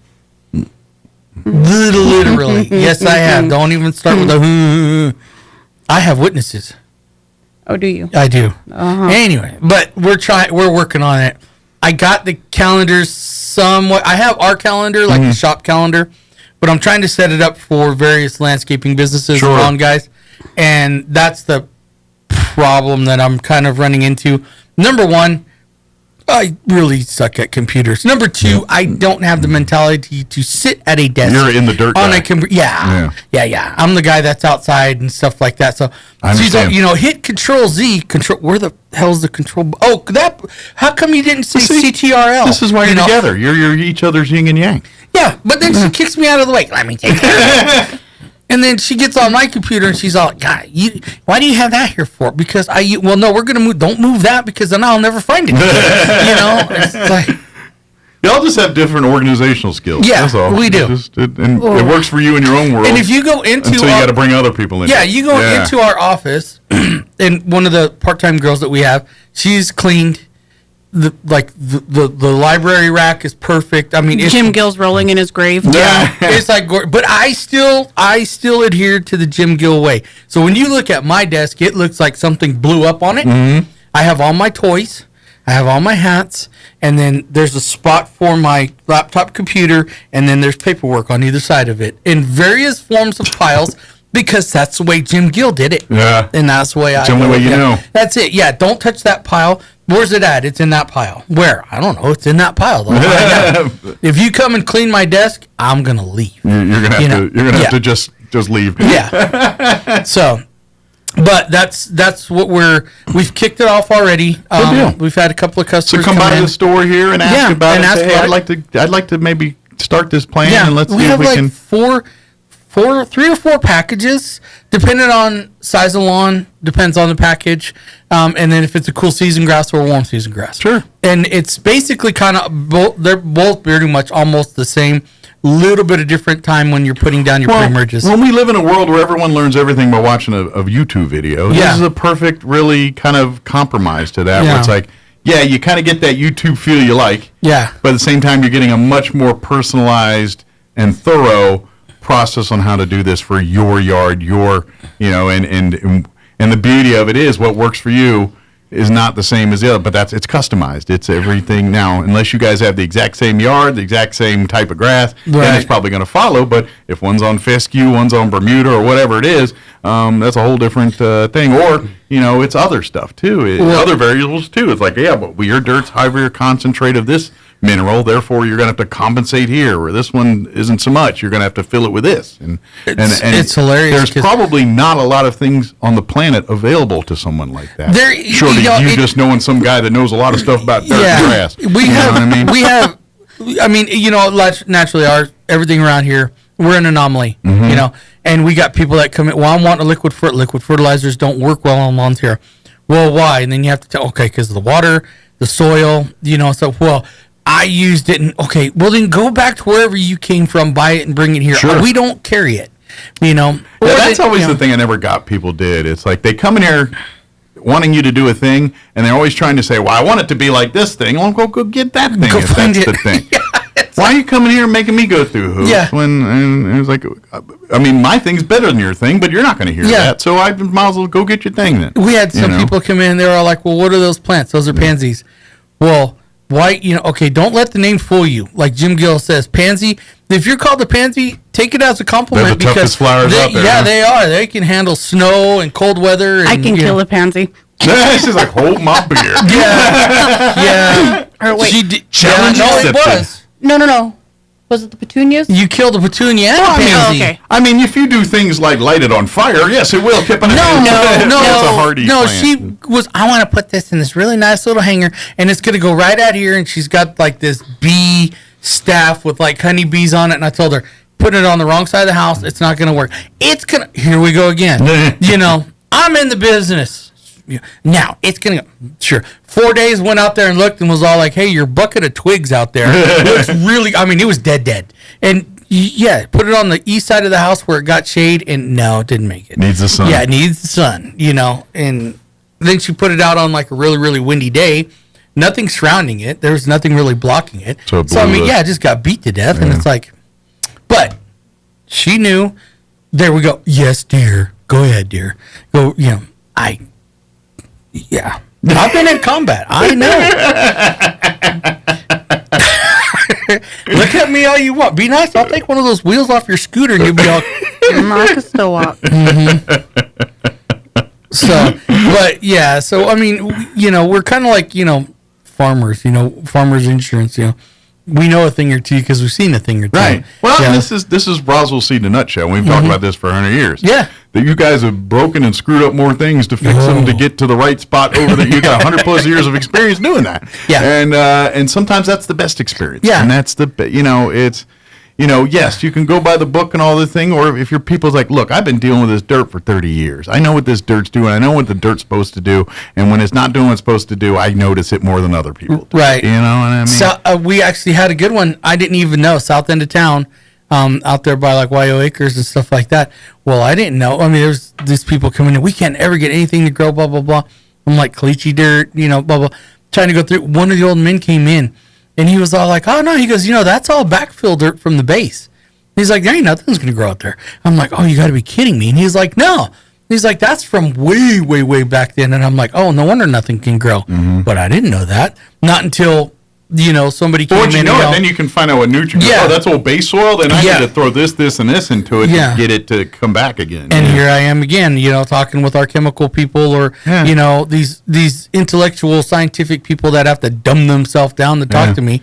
It's one of those things like, and I'm by no means an expert in any of this stuff, but I know enough to know that when it comes to growing things and stuff, the plants, the grass, the crops, whatever it is, it's relying on the soil to feed it, to nourish it. And so when you grow certain things in it, it's going to deplete it of those things and add something else. And that's why, farmers and ranchers do cross things, and they'll grow this in the winter and this summer because one is actually nourishing and preparing the soil for the next thing the next season. And that's where farming and ranching is all about. It's knowing what that your dirt at the end of the day is just a big nutrition vessel to get all of your stuff to it. So you've got to set that dirt up full of the right things in there. If you fill it with a bunch of potato chips and candy bar crap, then your plants and animals are going to come out unhealthy. If it's filled with the minerals and the nutrients and the things that the plant needs, and the beauty of it, Mother Nature has a thing that if you do it right, you can grow one thing and it'll deplete this while replenishing this, but giving what it needs for the next thing. And so, this is, back in the very beginning with natives and pilgrims, this is what they knew and learned. And it's like the land provides if you can read its language. Yeah. And that's really what you guys do every day. And that's what it is in a nutshell. Yeah, basically. I mean, we try. I mean, we get as close as we can to it, versus, I mean, I've actually even gone out to people's places and looked at their land going, okay, something's wrong. People come in all the time. What happened to this? Okay, well, how much, we always ask the same questions, but it gets us to a point where we can kind of narrow down what happened to it. You're overwatering. That's the biggest killer of trees in Chavez County. County. It's easy here because we live in a desert, so the people like, you overwater things here? Yeah. That's not even possible. We live in a desert. You can never get enough water. Yeah, and they do. True. Oh, yeah, they do it all the time. Yeah. Or you sprayed something. Something was sprayed.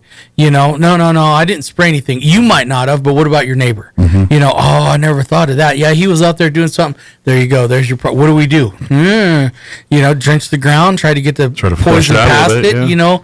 What do you do when you drink too much? You try to get that stuff out of you as quickly as possible. Flush it out. Yeah. If your Mother's nature's no different. Yeah, if your wife is mad at you and feeds you full of red chili, what do? Drink a lot of water, flush it out of you. Absolutely. Yeah. I know that one. And so that's why right there, I've learned that one a time or two. But that's what we're talking about. So this program or anything really, if you're maybe not this program, but you're just saying, hey, I need to do, please, this is what we're talking about with Roswell Seed, and this is the difference between going to a big box store and picking up the Miracle Grow, whatever, that's designed to just kind of be a be-all, catch-all with no customization, no true. Is it good for this climate? Is this good for this climate? It is for any other climate. Right. I mean, what it is, what region are we in? Yeah. Whereas Roswell you know. seed carries things like. Put it this way: if you're trying to grow stuff in New England, you're probably not going to find it at Roswell seed because they ain't growing nothing in New England. No. If you want to grow things in Southeast New Mexico, come out to Roswell seed. They've got what you need. And there is some stuff that we don't carry that actually does work. And I will tell you, it doesn't bother me to tell you. Yeah, you know what? You might go to Roswell Livestock. They have this spray that'll work on this. Yeah. I don't carry that spray. Yeah. For the simple fact is we don't sell enough of it for me to keep it in stock. Sure, it's not justifiably. Yeah, and it's going to go bad, but they do. Oh, okay, and they just kind of look at you stupid like, well, you just lost the sale. No, really. I'm just trying to help you out. Well, and that's just it. When you're in Roswell, another great mom and pop business with just almost as storied a history as Roswell. I mean, they're both. It's all good. It's all the same. Yeah, and to be honest, I'm sure they're sending people over to you all the time too when they don't have something. Yeah, they didn't. So and so was talking to me about this. This is just Southeast New Mexico, folks, and how people do each other. Yeah, I mean, you want to get great information, go to barbershops and hair salons, and you'll find out, oh, you having a problem with this? Oh, wait a minute, Barbershops, the guys always have the card. Call this person, and the beauty salon, women always has the number. Here, let me write this number down for you. Yeah, and that's how things get passed around, and that's what we do. Absolutely. And we love it. So, do you know so-and-so? No. Yeah. Well, and I'm going to take a stab. There was a time in Southeast New Mexico between Roswell Livestock and Farm Supply and Roswell Seed. That's the only two ways you can get it. Yep, basically. Anything. Yeah. I mean, from it's boots just to seeds, anything in between. Yeah. And, I mean, even in our past, looking at our past, I mean, some of the stuff that Roswell Seed did way back in the day, you're just sitting there shaking your head going, that's crazy. Like we would actually transport, I think it was cotton from here to like Kansas and then pick up watermelons in Kansas and bring them back to Roswell. That was the Roswell Seed Transportation Network. 1935 company. 1935 Ford or 1935 International truck. We still have it. That's and nice. One of these days I'm going to restore it and put it in the parade. I've been saying that for like 12 years now. That's Depression era too. Yeah. 35, that's right in the heart of Depression era and everything else. Yeah, and we have Depression era stuff. Our back section of our warehouse, huge concrete slab. I mean, it's a big area. That was poured by one man with a wheelbarrow during the Depression. And you look at it and go, oh, it's not the greatest, it's not pretty, but I guarantee you it's not going to crack. But the fact that it's still here, 100 plus years later is, that's a testament. Or about 100 years later, almost 100 years later, and they laugh because we have guys in some of our back areas and stuff like that, 2x4s are actually 2 inches by 4 inches. They're not, an inch and 7/8 by, 3 and 7/8, type. I mean, it's actually back when a foot long was a foot long. Exactly. yeah. When they used to cut the V in the top of the bun and make your sandwich that way. Yeah. Instead, it's like, but you look back on that kind of stuff, and I always tell people, hey, you have an old farm friend, or sit with them, talk to them, absorb everything, because they know the tricks of the trade. You guys are always so smart. We listen to people. That's why. And it dies with them if you don't pick their brains. Exactly. So, this is how we figure out what's happening. That's what Roswell Seed is at the end of the day. And we're a sponge, and sometimes we get squeezed. Yep. We're about out of time. Is there anything we definitely want to cover that we got sidebarred on, or we pretty much covered all? No. If people don't see me after this, it's because that my wife killed me. There you go. I am not. How do you supposed to say? I am not suicidal. Yeah. The thumb and yeah. In all fairness, if she hasn't done it by now, I mean, I feel like. Oh no, I'm hitting all new pencil plateaus. I'm working on so much. I feel like you've done things way more deserving. It's like if you haven't done it yet. I was waiting for the insurance to kick in. Yeah. I'm waiting. Yeah, she's gonna say, "Hey, you need to sign this one of these days." I'm gonna sign something and go, "Uh-oh." She's serving up a cold dish. Revenge cold dish. Yeah. It used to be I'd take my plate and let my dog smell it, and he was like, "Yeah, it's good." I'll be like, "Okay, I'll eat it." You're the parent in the house. Yeah. Toby eats poison. What are you talking about? I know. That's the thing about it. Now I can't trust my own dog. Well, they're dogs. Yeah, because he'll eat it. He don't care. Yeah. He doesn't sniff it. He just eats. He just. Nice. But other than that, was me in my 20s. I can't do that. Yeah, no. Throw it in my my stomach God. now, and I'm fine. Yeah. So, but if you have any questions or stumped or if you're just thinking, you know what, I'm tired of my yard looking like garbage, I need to do something about it, come by Roswell Seed. Come and let's have, maybe this plan's perfect for you. Maybe you're like, this is finally, I'm going to have a yard that doesn't look like a hot mess. They're going to give me a step-by-step on how to do this. They're going to dummy-proof it for me. Yeah. Let me do that. So. Yeah, come in. Yeah, you need to call it Packages Yarding for Dummies. Yeah. Come in, get some pansies. Yeah. Buy one of the macrame deals. If you don't like it for the pots, you can always use it to pull a tractor out of a ditch because it ain't going to break. Right. Or parachute with it or whatever. Yeah. Wanting bulbs, there's a variety of bulbs. Yeah. And get your pansies. Plenty of pansies. Plenty of pansies, plenty of tulips. And if you got questions on planting or dealing with fall plants and grass, come on by. Come on by and talk to us. And be aware, they're going to ask you questions like a lot about your yard and stuff and where you live and where you're from, because that's going to change how they give you an answer on to solve your problem. Yes. Thank you, guys. Thank you. If you don't kill them, I'll see you both next time. On Thursday. If I get her closer to the coffee, so I'll see you Thursday, but I'll be here too because I'm the handler now. Just you was curious, how long are we from Independent, Crystal? Next week. Okay, so you're a week out. No, you're not. Oh, I am. One way or another, we're a week out. She thinks just because she's starting physical therapy, she can do whatever. So what's like the driving yourself? What's like the threshold that says I'm Crystal Noble individual instead of joined at the hip by John? Like what's got to happen for that to happen? Is it driving? Oh yeah. Okay. Yeah. I didn't know what that thing was. And I can do this. Just can't do that with the boot on. Well, yeah, the part is, physically, but it's the boot that hampers the braking and gas part. Yeah. Because she doesn't drive for her height anyway, so it doesn't matter. The seat sits way back. It's she's riding pimp style. Yeah. I don't want to speed. Too fast. Well, thank you guys. We'll see you. Thank you. I'll see you later the week, with or without boot. Not sure, but we'll see. With or without me. Yeah. That's what I meant. As I say, you'll know when she's independent.